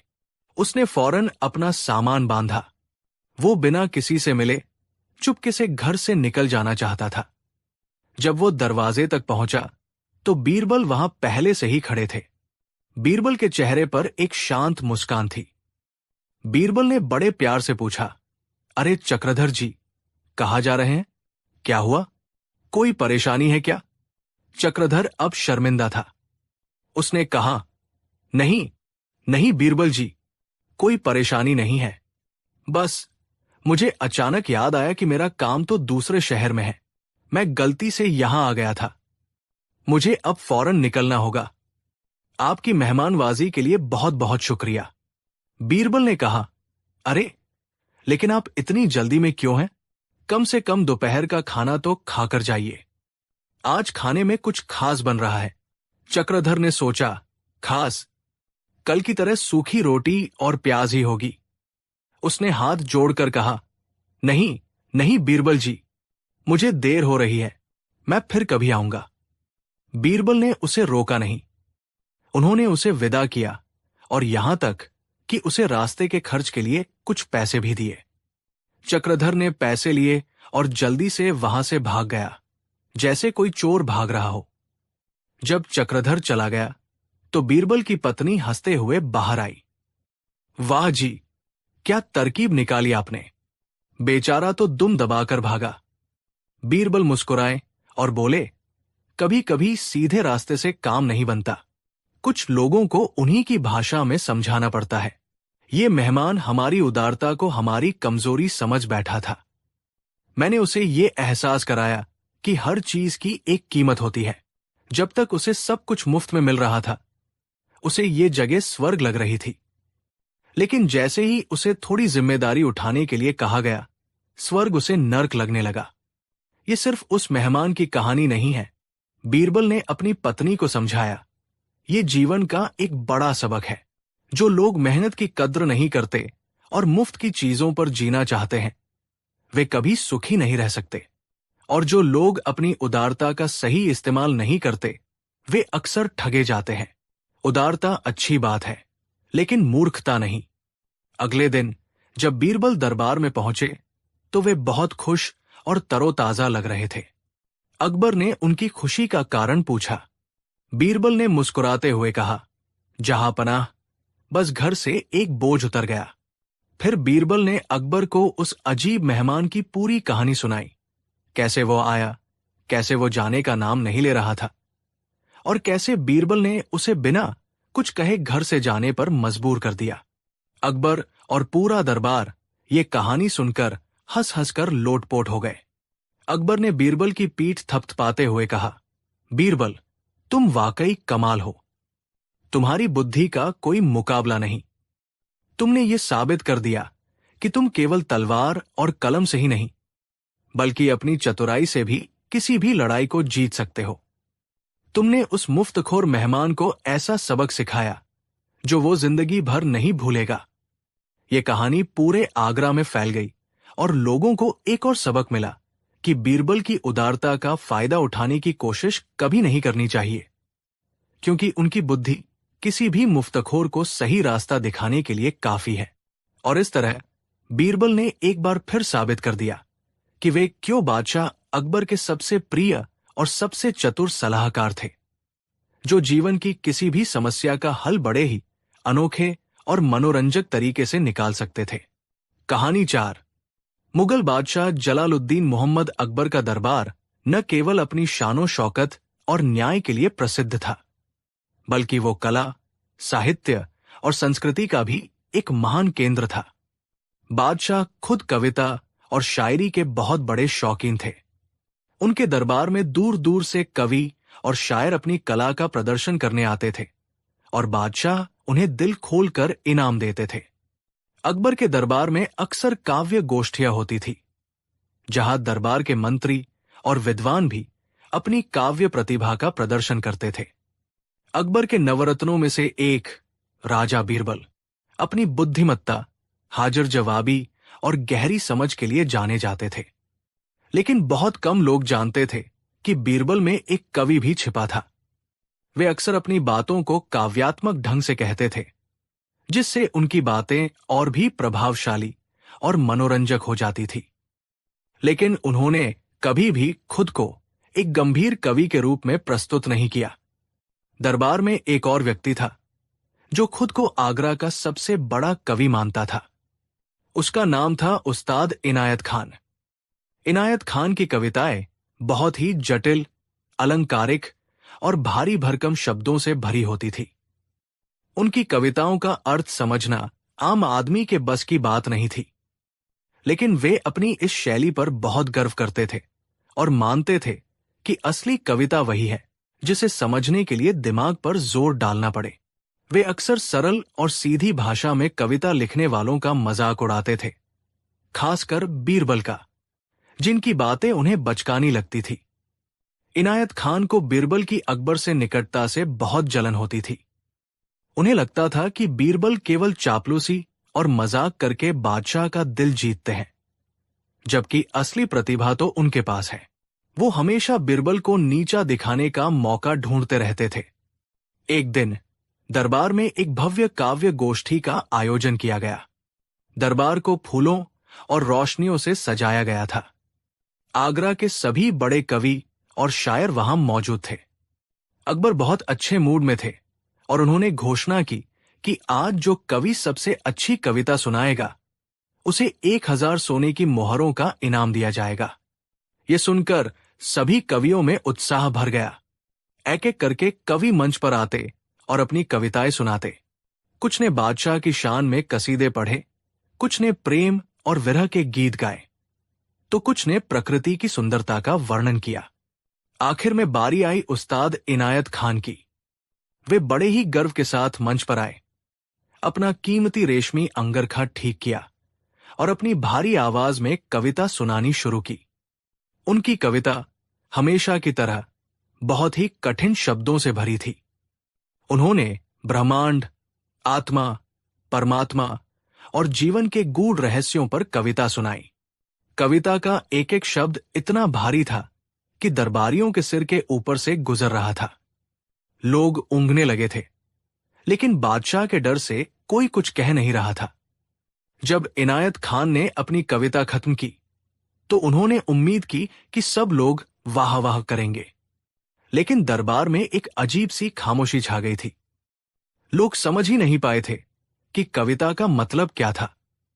फिर भी बादशाह की इज्जत रखने के लिए कुछ दरबारियों ने झूठी तारीफ की। वाह उस्ताद, क्या गहरी बात कही है आपने। आपकी कविता तो दर्शन शास्त्र का निचोड़ है। इनायत खान अपनी झूठी तारीफ सुनकर खुश हो गए। उन्होंने बीरबल की ओर व्यंग्य से देखा और कहा, जहां पनाह, कविता लिखना कोई बच्चों का खेल नहीं है। इसके लिए गहरा ज्ञान और भाषा पर पकड़ चाहिए। कुछ लोग तो बस तुकबंदी को ही कविता समझ लेते हैं। उनका इशारा साफ तौर पर बीरबल की ओर था। अकबर ने भी ये ताना सुना। उन्होंने मुस्कुराते हुए कहा, उस्ताद इनायत खान, आपकी कविता वाकई बहुत गहरी थी, लेकिन अब हम अपने प्रिय बीरबल से भी कुछ सुनना चाहेंगे। बीरबल, आज तुम भी अपनी काव्य प्रतिभा का प्रदर्शन करो। बीरबल को पता था कि इनायत खान ने उन्हें चुनौती दी है। वे मुस्कुराते हुए उठे। उन्होंने कहा, जहां पनाह, मैं कहाँ उस्ताद इनायत खान जैसा महान कवि। मैं तो बस एक साधारण आदमी हूं जो कभी कभी मन बहलाने के लिए कुछ पंक्तियां जोड़ लेता है। मेरी कविता में न तो गहरे शब्द है और न ही गूढ़ दर्शन। मेरी कविता तो बस आम आदमी के जीवन के बारे में है। इनायत खान ने हंसकर कहा, तो सुनाइए, हम भी तो सुने आपकी आम आदमी की कविता। बीरबल ने एक पल के लिए अपनी आंखें बंद की, जैसे कुछ सोच रहे हों। फिर उन्होंने अपनी आंखें खोली और एक शरारती मुस्कान के साथ अपनी कविता सुनानी शुरू की। उनकी आवाज में न तो इनायत खान जैसी भारीपन था और न ही कोई बनावटीपन। उनकी आवाज सरल और स्पष्ट थी। बीरबल ने सुनाया, राजा बोला, रात है। रानी बोली, रात है। मंत्री बोला, रात है। संतरी बोला, रात है। ये सुबह सुबह की बात है। जैसे ही बीरबल ने अपनी कविता खत्म की, पूरे दरबार में एक पल के लिए सन्नाटा छा गया। किसी को समझ नहीं आया कि ये क्या था। ये तो कोई कविता नहीं लग रही थी, ये तो एक पहेली जैसी थी। इनायत खान जोर जोर से हंसने लगे। हाँ हाँ, मैंने कहा था ना, ये तुकबंदी है, कविता नहीं। इसका क्या मतलब है? ये सुबह सुबह की बात है, ये तो सरासर बेवकूफी है। कुछ दरबारी जो इनायत खान के पक्ष में थे, वे भी हंसने लगे। उन्हें लगा कि आज बीरबल ने खुद ही अपना मजाक बना लिया है। लेकिन अकबर, जो बीरबल की बुद्धि को जानते थे, चुप रहे। उनकी आंखों में एक उत्सुकता थी। उन्होंने कहा, बीरबल, तुम्हारी कविता बहुत ही अजीब है, क्या तुम इसका मतलब समझाओगे? बीरबल ने मुस्कुराते हुए कहा, जरूर जहांपनाह। ये कविता सिर्फ एक कविता नहीं, बल्कि हमारे दरबार और समाज की एक सच्चाई है। ये चाटुकारिता और अंधभक्ति पर एक व्यंग्य है। उन्होंने समझाया, इस कविता में राजा आप है, जहांपनाह। जब आप कहते हैं कि रात है, यानी जब आप कोई बात कहते हैं या कोई फैसला लेते हैं, तो रानी, मंत्री और संतरी, यानी आपके करीबी लोग, आपके सलाहकार और आपके कर्मचारी सब बिना सोचे समझे आपकी हाँ में हाँ मिलाने लगते हैं। वे भी कहते हैं, हाँ हुजूर, रात ही है। कोई ये देखने की जहमत नहीं उठाता कि असल में सच क्या है। कोई ये कहने की हिम्मत नहीं करता कि हुजूर, अभी तो सुबह है।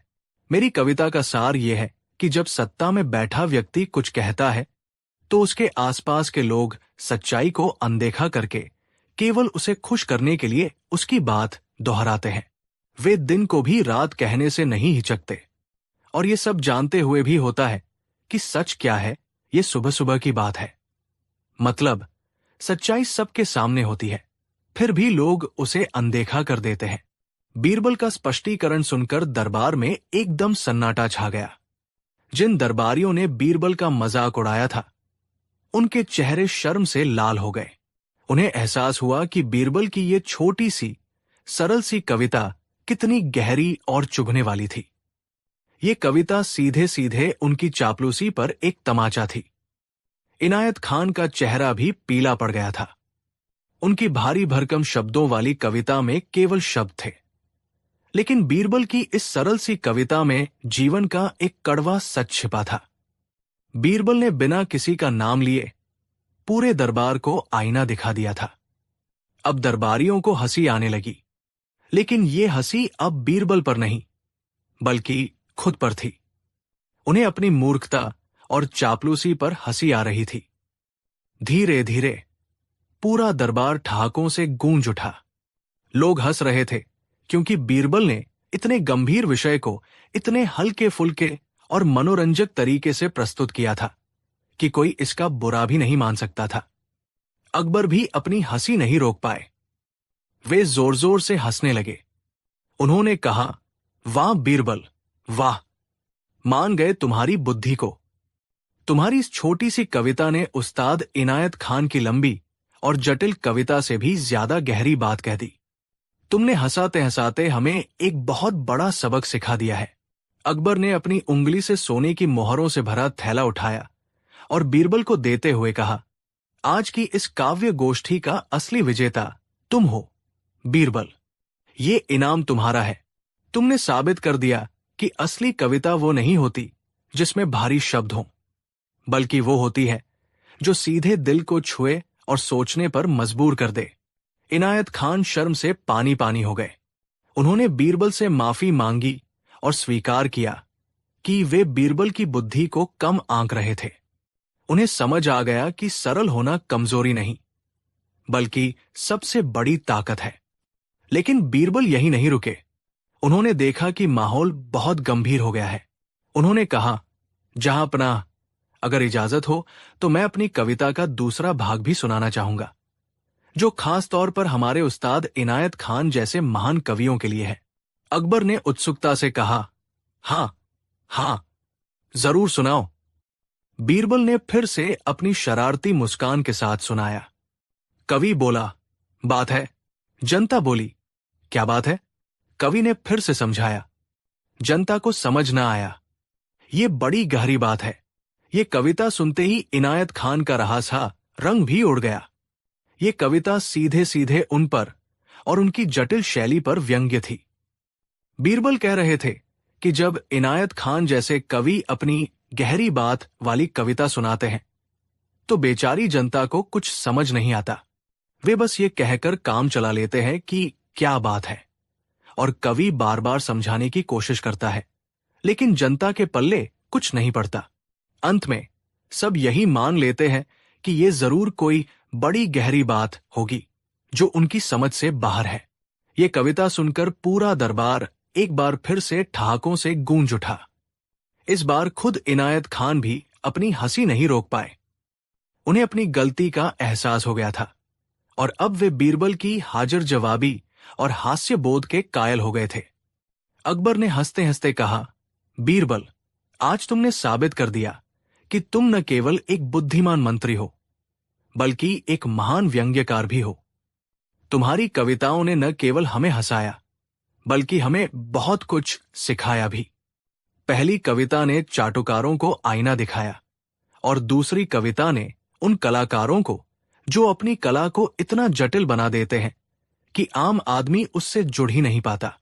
उस दिन की काव्य गोष्ठी इतिहास में दर्ज हो गई।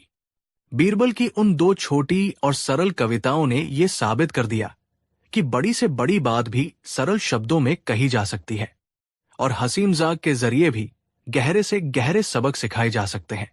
उस्ताद इनायत खान ने उस दिन के बाद अपनी कविता की शैली में बदलाव किया और ऐसी कविताएं लिखने लगे जो आम लोगों को भी समझ में आए। और बीरबल, वे हमेशा की तरह मुस्कुराते रहे, क्योंकि वे जानते थे कि हंसी से बड़ा कोई मरहम नहीं होता और सच्चाई से बड़ा कोई हथियार नहीं होता।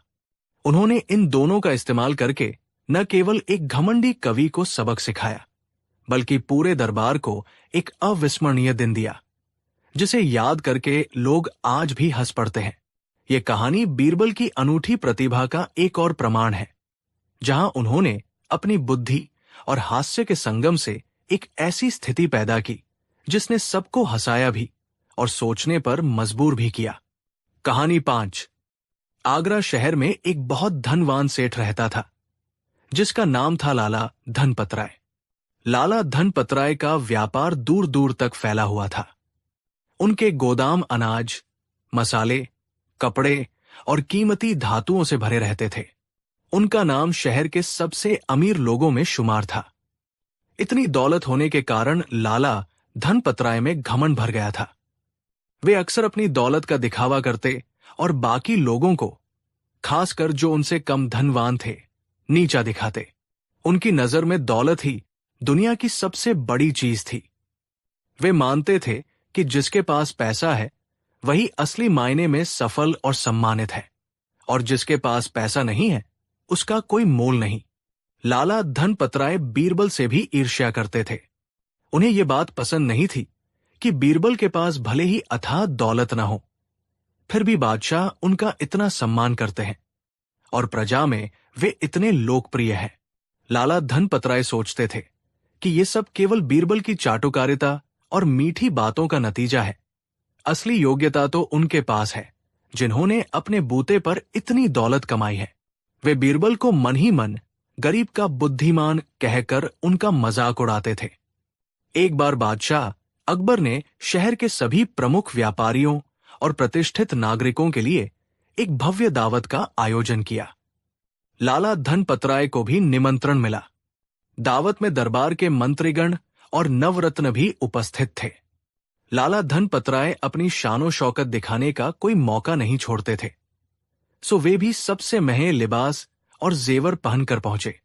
दावत के दौरान बातचीत अलग अलग विषयों पर हो रही थी। बात घूमते घूमते इस पर आ गई कि जीवन में सबसे महत्वपूर्ण क्या है, दौलत, ज्ञान, शक्ति या कुछ और। लाला धनपत राय, जिन्हें अपनी दौलत दिखाने का मौका मिल गया था, तुरंत बोल पड़े, जहां पनाह, इसमें सोचना ही क्या है।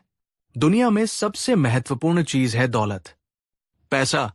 जिसके पास दौलत है उसके पास सब कुछ है, इज्जत, ताकत, खुशी। पैसा ही इंसान को महान बनाता है। बिना पैसे के ज्ञान और शक्ति भी बेकार है। उन्होंने सीधे बीरबल की ओर देखकर व्यंग्य से मुस्कुराते हुए कहा, कुछ लोग सिर्फ बातों से और अक्लमंदी के किस्सों से अपना जीवन चलाते हैं। उनकी अकल भी तब तक ही काम की है जब तक बादशाह सलामत खुश है। असली शक्ति तो धन की है। पैसा हो तो मैं आज बादशाह सलामत के लिए ऐसी दावत हर रोज आयोजित कर सकता हूं, और पैसे के दम पर मैं दुनिया की हर चीज खरीद सकता हूं। ज्ञान, ज्ञान पेट नहीं भरता। सम्मान, सम्मान पैसे से खरीदा जा सकता है। खुशी, पैसे से हर खुशी खरीदी जा सकती है। जिसने दौलत कमा ली, उसने जीवन की सबसे बड़ी जंग जीत ली। लाला धनपतराय का इशारा साफ तौर पर बीरबल की ओर था। वे कहना चाह रहे थे कि बीरबल की बुद्धि दौलत के आगे कुछ नहीं है, और उनका सम्मान केवल बादशाह की मेहरबानी है, जो कभी भी खत्म हो सकती है, जबकि धनपतराय का धन उनकी अपनी कमाई है। दरबार में मौजूद कई लोग लाला धनपतराय के अहंकार और बीरबल के प्रति उनके अपमानजनक रवैये से असहज हो गए। बादशाह अकबर ने भी लाला धनपतराय की बातों में छिपा व्यंग्य समझ लिया था। उन्होंने बीरबल की ओर देखा कि बीरबल इस अपमान का क्या जवाब देते हैं। बीरबल हमेशा की तरह शांत थे। उनके चेहरे पर कोई शिकन नहीं आई, बस एक हल्की सी मुस्कान थी, जैसे वे लाला धनपतराय की मूर्खता पर दया कर रहे हों। उन्होंने लाला धनपतराय की ओर देखा और विनम्रता से कहा, सेठ जी, आपकी बात अपनी जगह सही हो सकती है कि दौलत बहुत कुछ कर सकती है, लेकिन कुछ चीजें ऐसी भी है जो दौलत से नहीं खरीदी जा सकती, और असली सम्मान और खुशी पैसे से नहीं मिलती। लाला धनपतराय ने और ज्यादा घमंड से कहा, ऐसी कोई चीज नहीं है बीरबल जी जो मैं अपने धन से न खरीद सकूं। आप नाम तो बताइए। आप जिस अकल की बात करते हैं, मैं आपकी पूरी अकल खरीद सकता हूं, अगर उसका कोई मोल हो तो। यह सीधा अपमान था।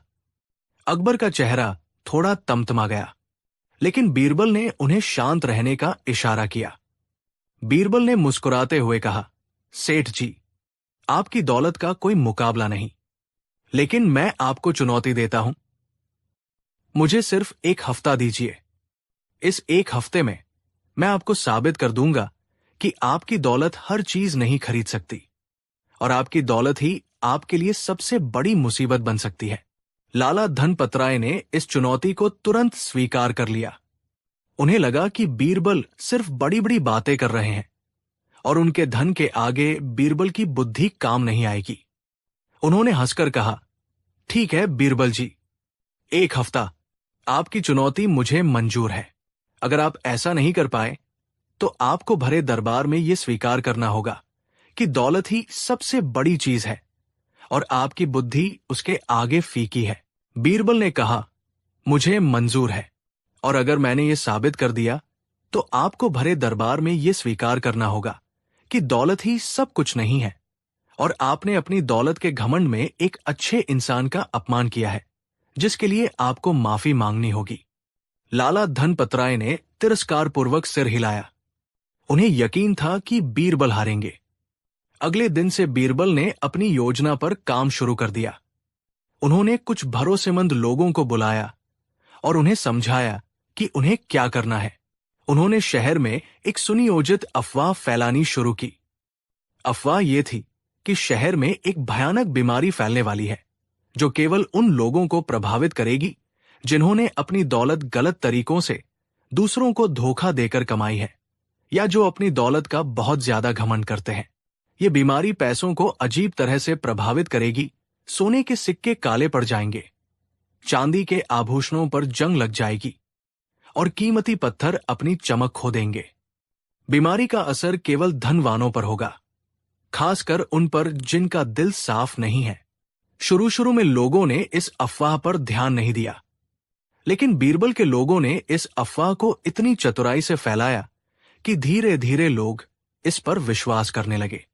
उन्होंने कुछ जगहों पर नकली सोने के सिक्के रखकर उन पर ऐसा रसायन लगा दिया जिससे वे जल्दी से काले पड़ जाएं, और कुछ नकली आभूषणों पर जंग लगा दी। फिर बीरबल ने अपने लोगों को लाला धनपतराय के आस पड़ोस में भेजा। उन्होंने वहां जाकर धीमी आवाज में, लेकिन इतनी जोर से कि लाला धनपतराय के नौकर या पड़ोसी सुन ले, बीमारी और उसके लक्षणों के बारे में बात करना शुरू किया। उन्होंने कहा कि सुना है फलाने सेठ के सोने के सिक्के काले पड़ गए हैं और ढिकाने जौहरी के हीरे की चमक चली गई है। लाला धनपतराय बहुत अंधविश्वासी और डरपोक व्यक्ति थे, खासकर जब उनकी दौलत की बात आती थी। उन्होंने अफवाहें सुनी तो चिंतित हो गए। उन्होंने फौरन जाकर अपने खजाने की जांच की। रात को उनके नौकरों ने भी वही अफवाहें सुनी थी और वे भी डर गए थे। जब लाला धनपतराय ने अपने खजाने में रखे कुछ सोने के सिक्के देखे तो उन्हें लगा कि वे थोड़े फीके लग रहे हैं।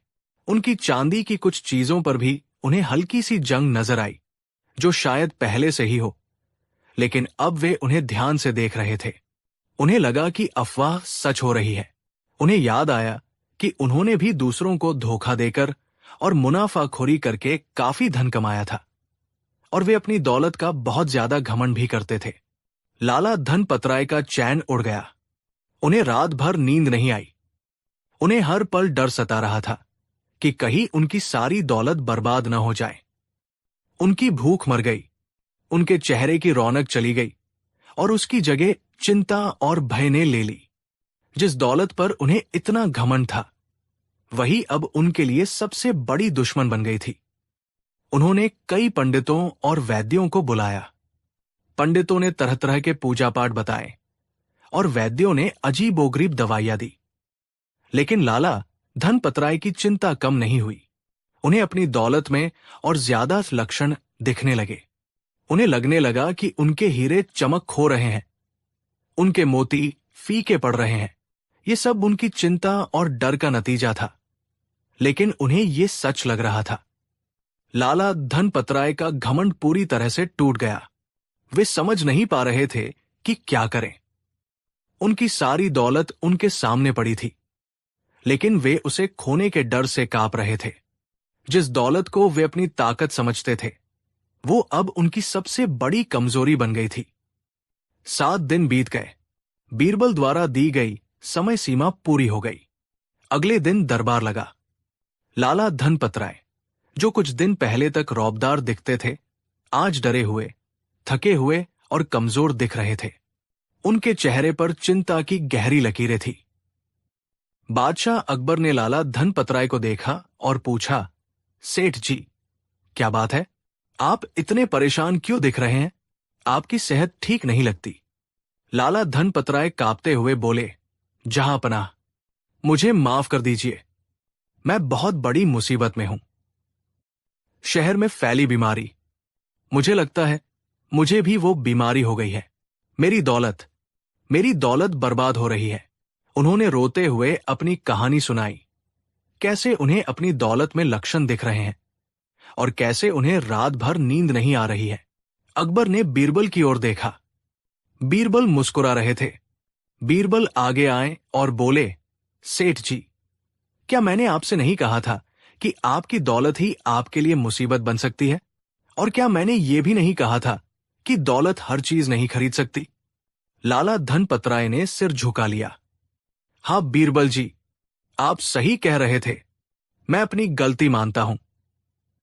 मेरी दौलत ने मुझे सुकून नहीं दिया, बल्कि मेरी नींद और चैन छीन लिया।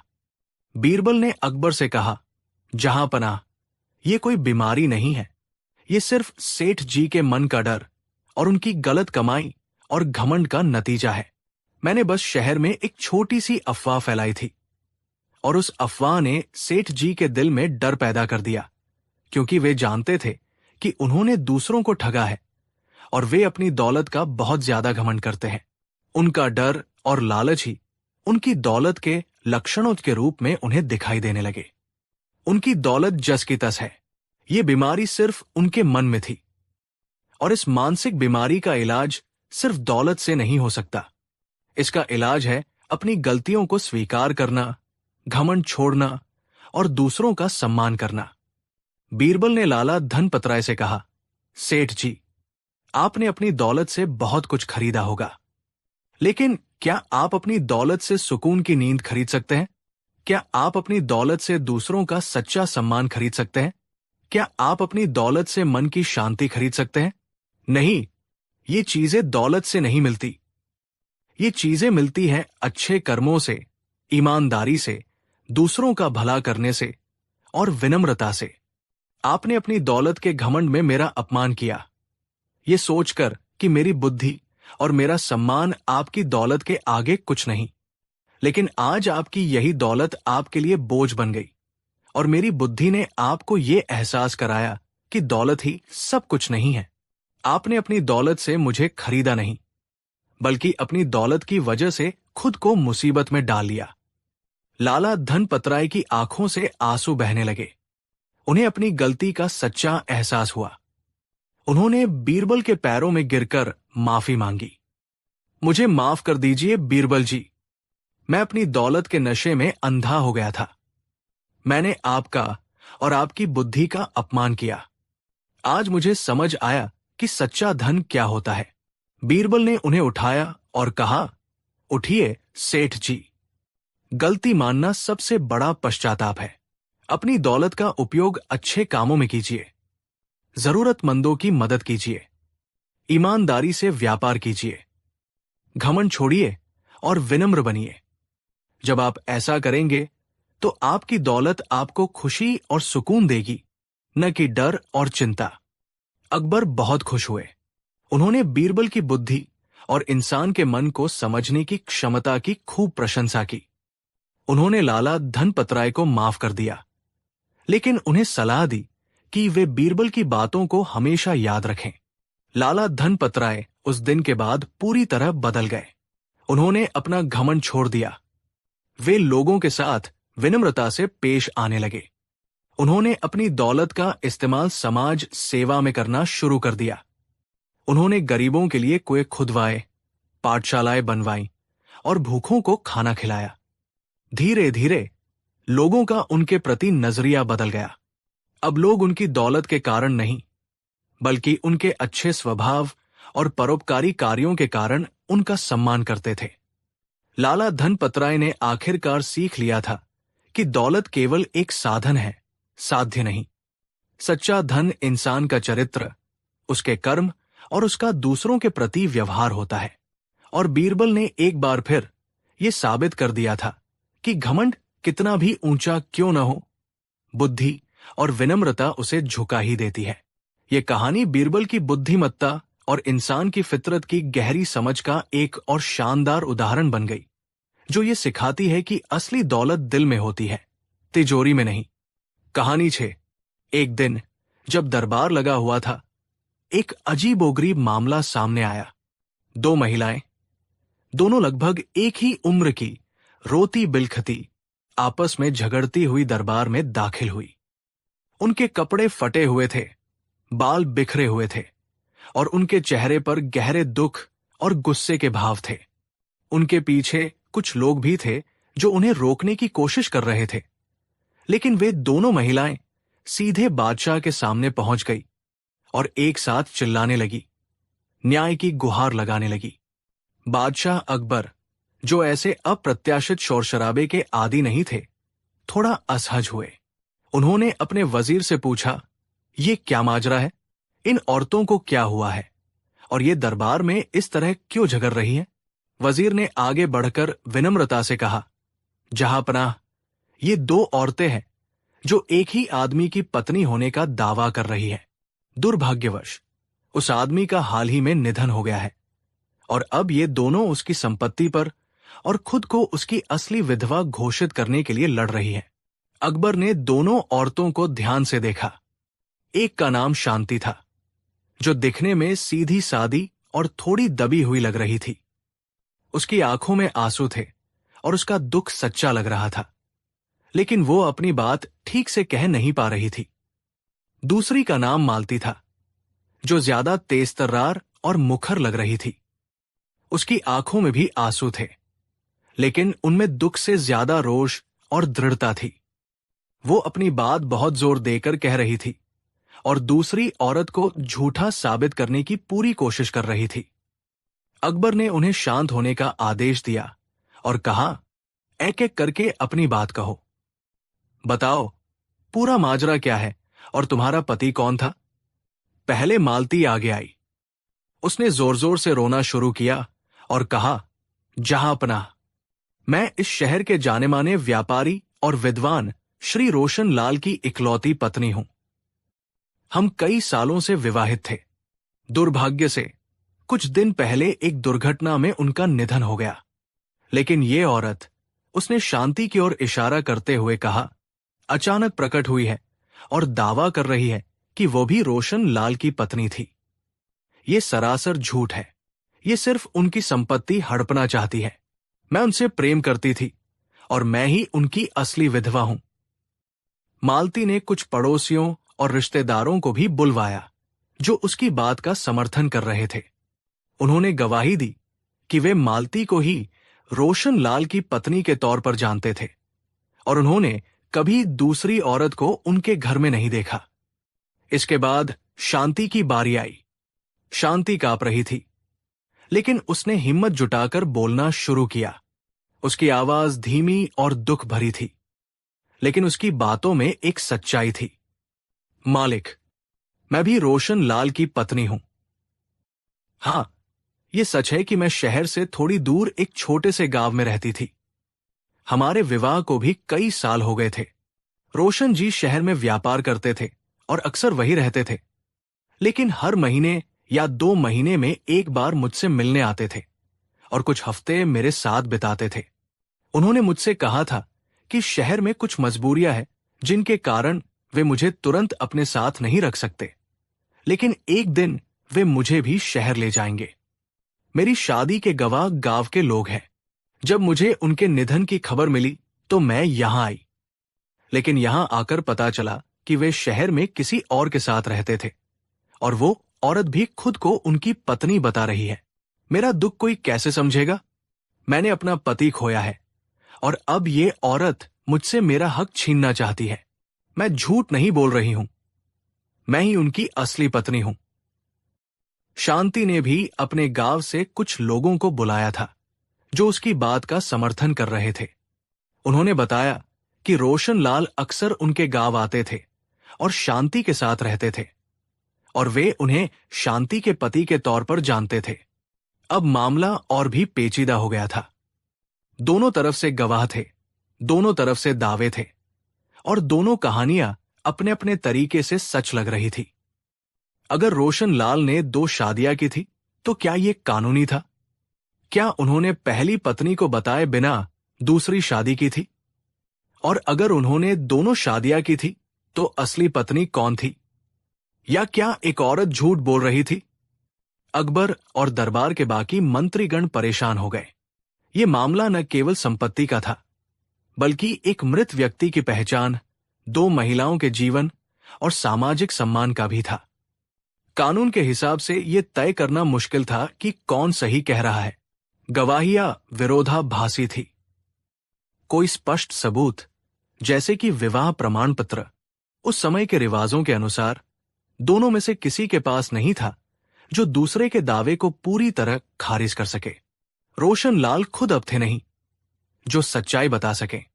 कुछ दरबारी बोले, जहांपनाह, शायद पहली शादी ही असली मानी जानी चाहिए। दूसरे बोले, लेकिन गांव वाली औरत भी तो पति पत्नी की तरह रहती थी और उसके भी गवाह है। कोई बोला, हो सकता है रोशन लाल ने दोनों को धोखा दिया हो।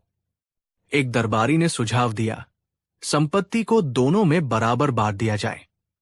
लेकिन अकबर ने कहा, यह संपत्ति का मामला कम, न्याय और सत्य का मामला ज्यादा है। अगर एक औरत झूठ बोल रही है तो उसे सजा मिलनी चाहिए, और अगर दूसरी सच कह रही है तो उसे उसका हक मिलना चाहिए। संपत्ति बांटना आसान है, लेकिन असली पत्नी का सम्मान और पहचान किसे मिलेगी?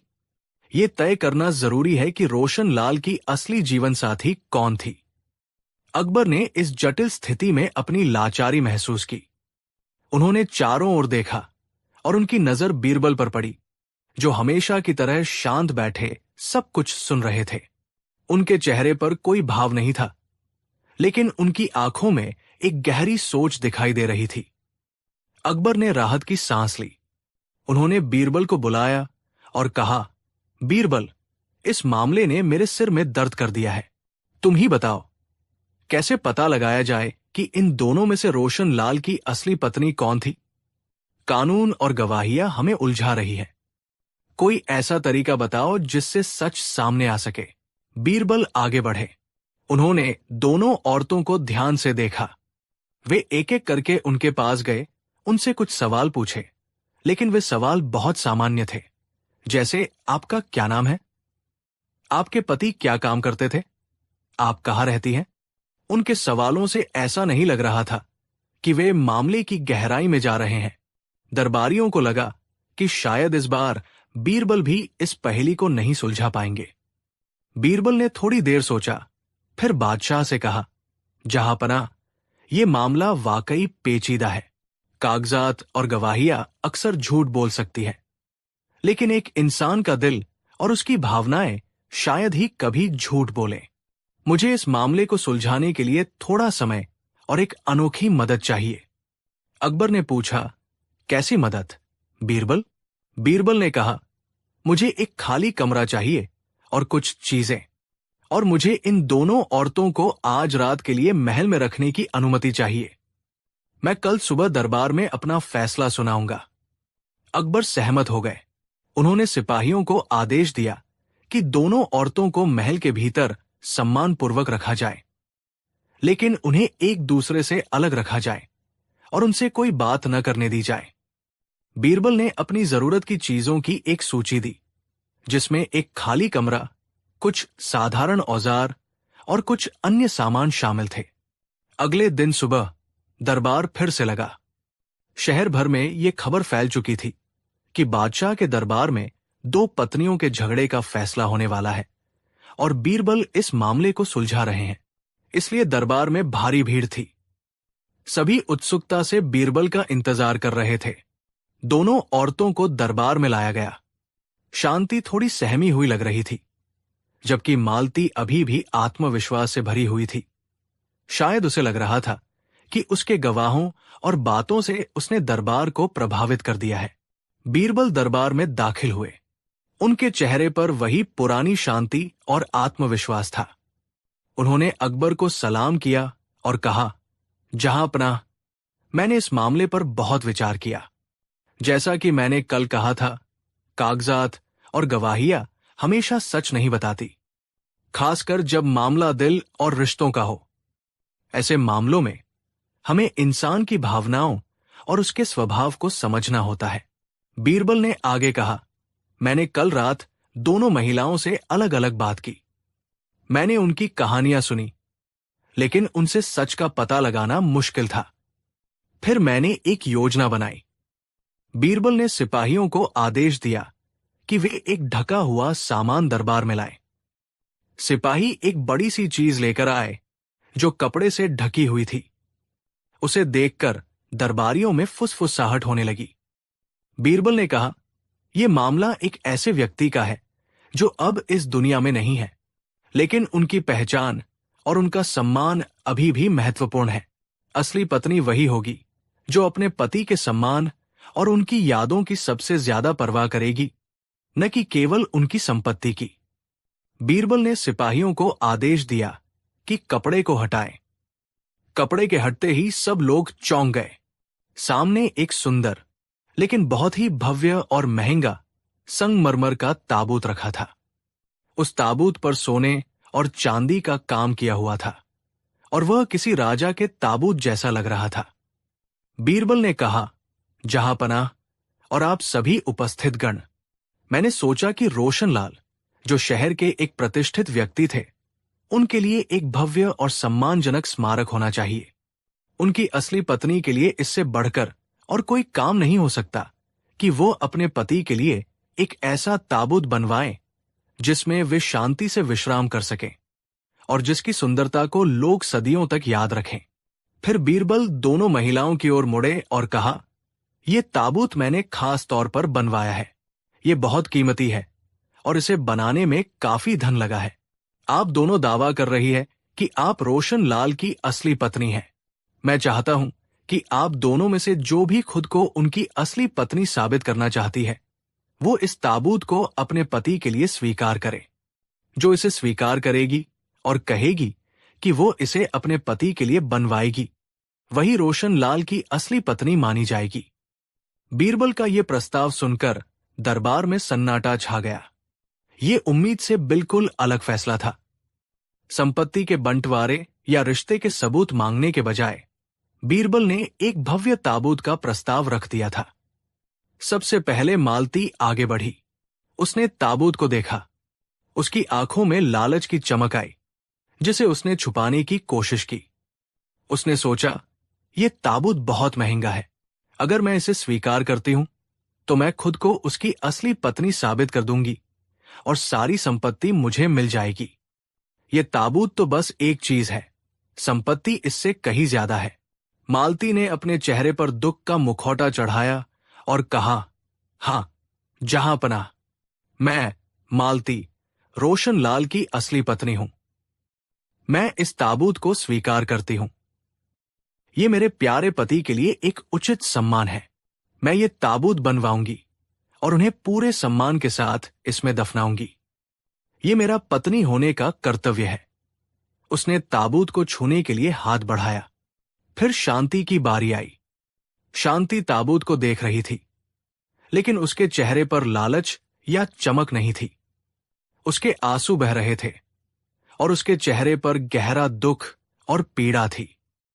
जब बीरबल ने उससे पूछा तो उसकी आवाज कांप रही थी। शांति ने कहा, मालिक, मैं क्या कहूं? यह ताबूत वाकई बहुत सुंदर और भव्य है। किसी भी पत्नी के लिए यह गर्व की बात होगी कि वो अपने पति को इतने सम्मान के साथ विदा करे। लेकिन ये मेरे रोशन जी के स्वभाव के खिलाफ है। वे बहुत ही सरल और सादगी पसंद इंसान थे। उन्हें दिखावा बिल्कुल पसंद नहीं था। वे हमेशा कहते थे कि इंसान की दौलत उसके कर्मों में होती है, चीजों में नहीं। उन्हें जमीन से प्यार था। उन्हें अपने सादे घर से प्यार था। उन्हें ये भव्यता पसंद नहीं आती। शांति रोने लगी। मेरे रोशन जी हमेशा कहते थे कि जब मैं इस दुनिया से जाऊं तो मुझे मेरी मां की बगल में, उस छोटे से गांव के कब्रिस्तान की उसी मिट्टी में दफनाना जहां मैं पला था। उन्हें भव्य स्मारक या दिखावे की जरूरत नहीं थी। उनका दिल बहुत बड़ा था। उन्हें इन चीजों की जरूरत नहीं थी। इस ताबूत को देखकर मुझे खुशी नहीं हो रही है, मालिक। मुझे लग रहा है जैसे मैं उनका अपमान कर रही हूं। ये ताबूत उनके लिए नहीं है। उनका असली ठिकाना तो उस गांव की मिट्टी में है जहां उनका दिल बसता था। मैं ये ताबूत स्वीकार नहीं कर सकती। ये मेरे पति की इच्छा के विरुद्ध है। शांति रोते रोते जमीन पर बैठ गई। उसका दुख और उसकी बातें सीधे दिल को छू रही थी। उसने ताबूत को ठुकरा दिया था, जबकि मालती ने उसे सहर्ष स्वीकार कर लिया था। बीरबल ने दोनों औरतों के चेहरे देखे, उनके हाव भाव देखे, उनकी बातें सुनी। उनके चेहरे पर एक हल्की मुस्कान आई। उन्होंने बादशाह अकबर से कहा, जहां पनाह, फैसला हो गया है। रोशन लाल की असली पत्नी शांति है। कुबेर इस बात पर और जोर से हंसता। मीठा फल, तुम्हारी ईमानदारी तुम्हें खाने को देती है क्या? देखो, मेरे घर में अनाज के बोरे भरे हैं। मेरे पास अच्छे कपड़े हैं। मैं शहर जाकर बढ़िया पकवान खाता हूं। तुम्हारी ईमानदारी तुम्हें क्या देती है? बस 2 वक्त की रूखी रोटी। तुम मूर्ख हो सुंदर। दुनिया चालाकी से चलती है, ईमानदारी से नहीं। सुंदर कुबेर की बातों का बुरा नहीं मानता था। वो जानता था कि कुबेर का स्वभाव ऐसा ही है। वो अपनी ईमानदारी के रास्ते पर अड़िग रहा। वो अभी भी अपने पड़ोसियों की मदद करता। किसी को जरूरत हो तो अपना थोड़ा अनाज दे देता। गांव के बूढ़े बुजुर्गों का सम्मान करता।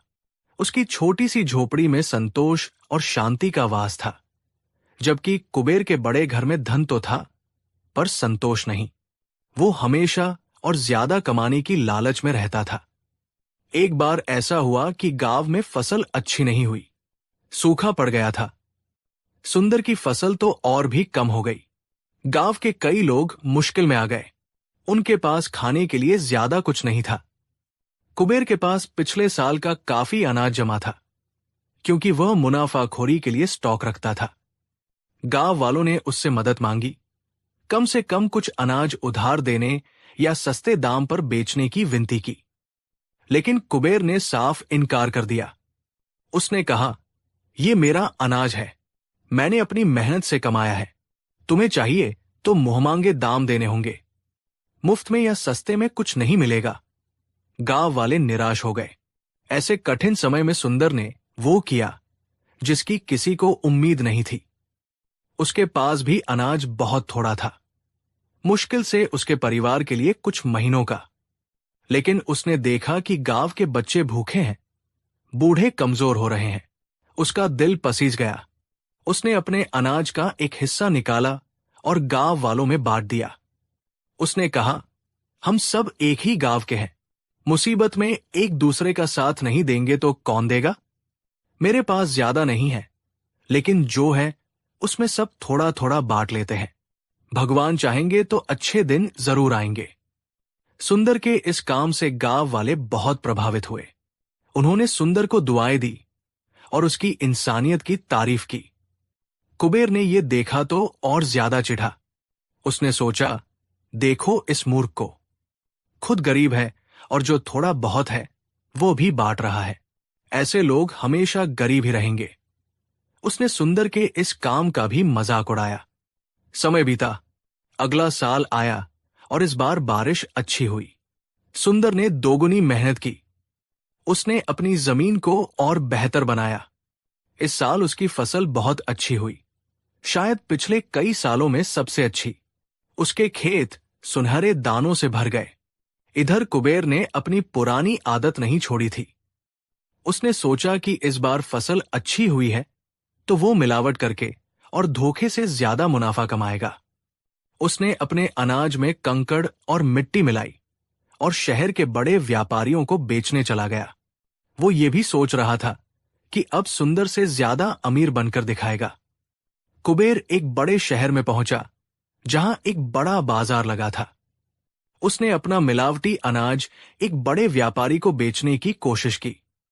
व्यापारी ने शुरू में तो अनाज खरीद लिया, लेकिन जब उसने उसकी जांच की तो मिलावट पकड़ में आ गई। व्यापारी बहुत नाराज हुआ। उसने कुबेर को सबके सामने जलील किया और उसका सारा अनाज जब्त कर लिया।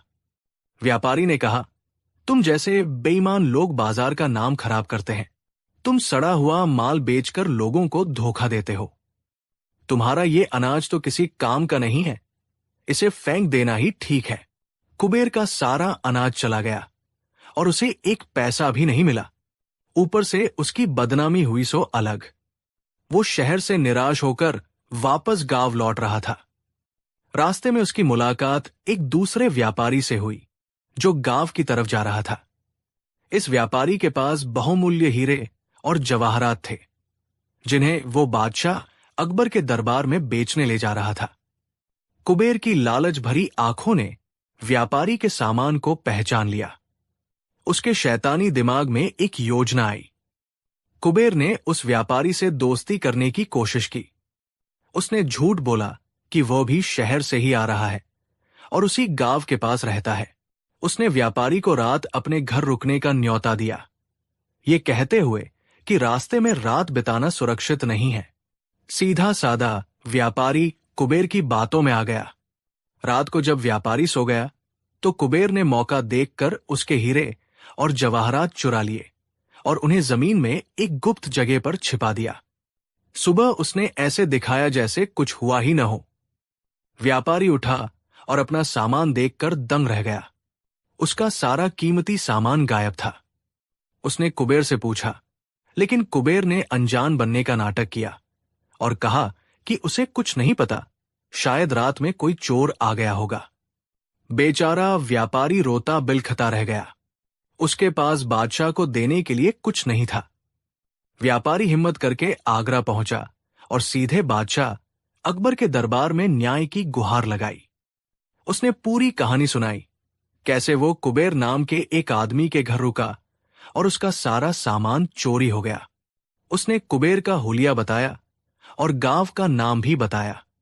बादशाह अकबर ने व्यापारी की व्यथा सुनी। उन्हें गुस्सा आया कि उनके राज्य में ऐसा अपराध हुआ है। उन्होंने तुरंत सिपाहियों को आदेश दिया कि उस गांव से कुबेर नाम के आदमी को पकड़कर दरबार में हाजिर करें। कुछ दिनों बाद सिपाही कुबेर को पकड़कर दरबार में ले आए। कुबेर घबराया हुआ था, लेकिन उसने अपनी चालाकी नहीं छोड़ी।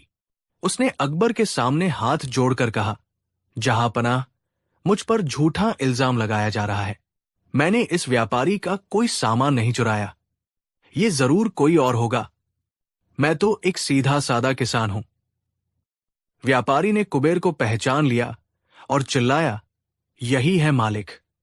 इसी ने मेरा सामान चुराया है। रात को मैं इसके घर ही रुका था। कुबेर ने पलटकर कहा, नहीं जहांपनाह, ये आदमी झूठ बोल रहा है।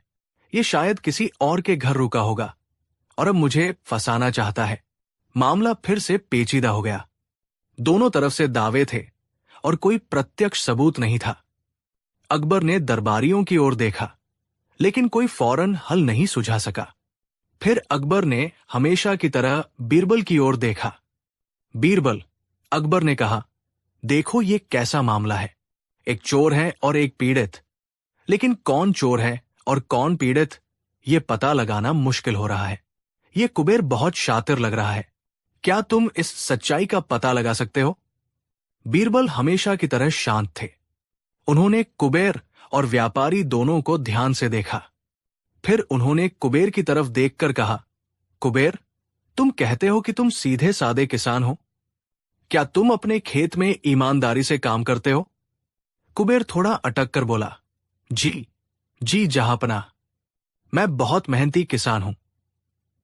बीरबल मुस्कुराए, एक ऐसी मुस्कान जिसमें व्यंग्य छिपा था। उन्होंने कहा, ठीक है, तो तुम ये भी जानते होगे कि धरती हमें वही देती है जो हम उसमें बोते हैं। जैसा बीज बोओगे वैसी ही फसल काटोगे। क्या ये सच नहीं है? कुबेर, जो अभी भी अपनी चालाकी में डूबा था, इसे एक सीधा सवाल समझकर बोला, हां जहांपनाह, ये तो हर किसान जानता है। ये सच है। बीरबल ने कहा, बहुत खूब। तो आज हम इसी सिद्धांत का एक छोटा सा प्रयोग करेंगे। मुझे इस मामले की सच्चाई जानने के लिए तुम्हारे कर्मों के बीज देखने होंगे। अकबर और दरबारी बीरबल की बात सुनकर चकित रह गए। कर्मों के बीज? ये कैसा प्रयोग था? बीरबल ने सिपाहियों को आदेश दिया कि वे एक बाल्टी मिट्टी और एक छोटा फावड़ा ले आएं। फिर उन्होंने कहा, कुबेर, तुम कहते हो कि तुम मेहनती और ईमानदार हो। एक ईमानदार किसान के कर्मों के बीज हमेशा फलते फूलते हैं। मैं तुम्हें ये मिट्टी और फावड़ा देता हूं। इस दरबार के ठीक सामने खुली जगह पर जाओ और अपने कर्मों के बीज बो। हमें दिखाओ कि तुम्हारे कर्मों के बीज कैसे होते हैं और वे क्या फल देते हैं। कुबेर घबरा गया। कर्मों के बीज क्या होते हैं? ये कैसा अजीब आदेश था। उसे लगा कि बीरबल उसे किसी तरह के जाल में फंसा रहे हैं, लेकिन वह दरबार में था और बादशाह के सामने था। वो मना भी नहीं कर सकता था। उसने सोचा कि शायद बीरबल कोई नाटक कर रहे हैं। उसने बीरबल से पूछा, मालिक, मैं समझा नहीं, कर्मों के बीज कैसे होते हैं? मेरे पास तो अनाज के बीज है। बीरबल ने अपनी आवाज थोड़ी गंभीर करते हुए कहा, कुबेर, हर इंसान अपने जीवन में जो भी काम करता है, चाहे वो अच्छा हो या बुरा, वो एक बीज की तरह होता है। ईमानदारी, मेहनत, दया, ये सब अच्छे बीज है। लालच, झूठ, धोखा, चोरी, ये सब बुरे बीज है। इन बीजों का फल तुम्हें इस जीवन में ही मिलता है। तुम जो कुछ भी हो आज, वो तुम्हारे बोए हुए बीजों का ही नतीजा है। मैं चाहता हूं कि तुम प्रतीक के तौर पर अपने उन बीजों को बो जिन्हें तुमने सबसे ज्यादा बोया है, यानी अपनी चालाकी, अपना धोखा और अपनी लालच। जाओ, उन्हें इस मिट्टी में बो। कुबेर अब पसीने पसीने हो गया। उसे समझ नहीं आ रहा था कि क्या करे। वो अपने चोरी किए हुए हीरे और जवाहरात के बारे में सोच रहा था जो उसने जमीन में छिपाए थे। उसे लगा कि कहीं बीरबल को उसके चोरी के बारे में पता तो नहीं चल गया। क्या ये बीरबल की कोई चाल है जिससे वो उस छिपी हुई दौलत का पता लगाना चाहते हैं? उसका लालच और डर उस पर हावी हो गया। उसने सोचा कि अगर बीरबल को उस जगह का पता चल गया जहां उसने हीरे छिपाए हैं, तो वो सब जब्त कर लेंगे। उसने एक खतरनाक फैसला किया। कुबेर बाल्टी और फावड़ा लेकर बाहर गया। दरबार के सामने खुली जगह में, जहां सब लोग उसे देख रहे थे, उसने फावड़े से जमीन खोदना शुरू किया। लोगों को उम्मीद थी कि शायद वो कोई नाटक करेगा या कुछ कहेगा, लेकिन कुबेर बस खोदता रहा। वो उस जगह की ओर बढ़ रहा था जहां उसने चोरी का माल छिपाया था, ये सोचकर कि शायद वो उन कर्मों के बीज के बहाने उन्हें निकाल ले और बीरबल को चकमा दे दे। वो खोदता रहा, गहरा खोदता रहा। दरबार में सन्नाटा था। सब लोग उत्सुकता से देख रहे थे कि ये कैसा अजीब माजरा है। कुबेर ने आखिरकार उस जगह तक पहुंच गया जहां उसने हीरे छिपाए थे। उसका चेहरा पसीने और धूल से सना था, लेकिन उसकी आंखों में एक अजीब सी चमक थी, शायद लालच और डर का मिश्रण। बीरबल ने इस पूरे दृश्य को ध्यान से देखा। उनके चेहरे पर वही शांत मुस्कान थी। उन्हें पता था कि उनकी चाल काम कर रही है। कुबेर ने जब काफी गहरा खोद लिया तो उसका फावड़ा किसी कठोर चीज से टकराया। उसने और मिट्टी हटाई और नीचे छिपे हुए एक छोटे से लकड़ी के बक्से को बाहर निकाला। वही बक्सा जिसमें व्यापारी के हीरे और जवाहरात थे। जब कुबेर ने उस बक्से को बाहर निकाला तो दरबारियों और लोगों की सांसें थम गई। ये क्या था? क्या यही उसके कर्मों के बीज थे? कुबेर ने उस बक्से को पकड़ा और खड़ा हो गया। वो अभी भी सोच रहा था कि बीरबल को कैसे जवाब दे। तभी बीरबल ने जोर से कहा, वाह कुबेर, तो ये है तुम्हारे कर्मों के बीज। ये दौलत तुमने अपने किस कर्म से कमाई है? मेहनत से, ईमानदारी से, या लालच और धोखे से? कुबेर हक्का बक्का रह गया। वो समझ गया कि वो बीरबल के जाल में फंस चुका है। वो कुछ बोल नहीं पाया। बीरबल ने व्यापारी को आगे बुलाया और पूछा, क्या ये वही बक्सा और वही सामान है जो तुम्हारा चोरी हुआ था? व्यापारी बक्से और सामान को देखकर खुशी और हैरानी से रोने लगा।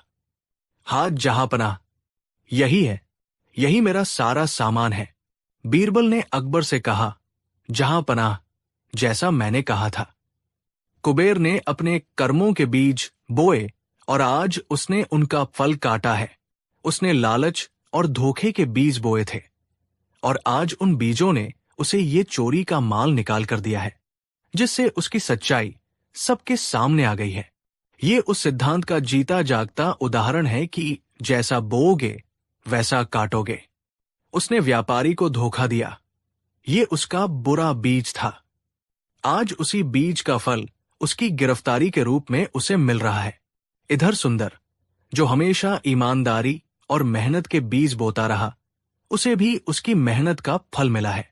इस साल उसकी फसल बहुत अच्छी हुई है और गांव के लोग उसके अच्छे स्वभाव और मदद के लिए उसका सम्मान करते हैं। भले ही उसने तत्काल कोई बड़ा धन नहीं कमाया, लेकिन उसने लोगों का विश्वास और सम्मान कमाया है, जो किसी भी दौलत से ज्यादा कीमती है। बीरबल ने कुबेर की ओर देखा और कहा, कुबेर, तुम्हारी चालाकी और लालच ने तुम्हें इस हालत में पहुंचाया है। तुमने सोचा था कि तुम लोगों को धोखा देकर अमीर बन जाओगे, लेकिन तुमने अपने ही विनाश के बीज बोए थे और आज वही बीज उगाए हैं। अकबर ने पूरे मामले को समझा। बीरबल की बुद्धिमत्ता देखकर वे एक बार फिर मुग्ध हो गए। उन्होंने कुबेर को तुरंत गिरफ्तार करने और उसे उसके अपराधों के लिए कड़ी सजा देने का आदेश दिया। उन्होंने व्यापारी का सामान उसे वापस दिलवाया और कुबेर की संपत्ति से व्यापारी को हुई हानि की भरपाई करने का भी आदेश दिया। फिर अकबर ने सुंदर को बुलाया। सुंदर विनम्रता से आगे आया। अकबर ने उसकी ईमानदारी और अच्छे स्वभाव की प्रशंसा की और उसे दरबार की ओर से पुरस्कार और कुछ जमीन देने की घोषणा की, ताकि वो और मेहनत कर सके और सुखी रहे। सुंदर ने बादशाह का धन्यवाद किया। अकबर ने अंत में दरबार में मौजूद सभी लोगों से कहा, तुम सबने आज बीरबल की बुद्धिमत्ता का चमत्कार देखा है, लेकिन इससे भी बड़ी बात जो हमने सीखी है वो ये है कि जीवन में हमेशा अच्छे कर्म करो, क्योंकि ये दुनिया एक खेत की तरह है और हमारे कर्म बीज की तरह। जो जैसा बोता है वैसा ही काटता है। लालच और धोखे का फल हमेशा कड़वा होता है, जबकि ईमानदारी और मेहनत का फल भले ही देर से मिले, लेकिन वो मीठा और स्थायी होता है। बीरबल की इस युक्ति ने न केवल चोर का पता लगाया, बल्कि पूरे दरबार और शहर को एक गहरा नैतिक सबक दिया। कुबेर की कहानी सबके लिए एक चेतावनी बन गई कि बुरे कर्मों का परिणाम बुरा ही होता है। सुंदर की कहानी ने लोगों को ईमानदारी और मेहनत पर विश्वास रखने की प्रेरणा दी, और बीरबल ने एक बार फिर साबित कर दिया कि उनकी बुद्धि की कोई सीमा नहीं थी और वे जीवन के गहरे सत्यों को भी सरल और प्रभावी तरीके से समझा सकते थे। जैसा बोओगे वैसा काटोगे, ये कहावत उस दिन से और भी ज्यादा प्रासंगिक हो गई, जिसे बीरबल ने एक अनोखे प्रयोग से सिद्ध कर दिखाया था।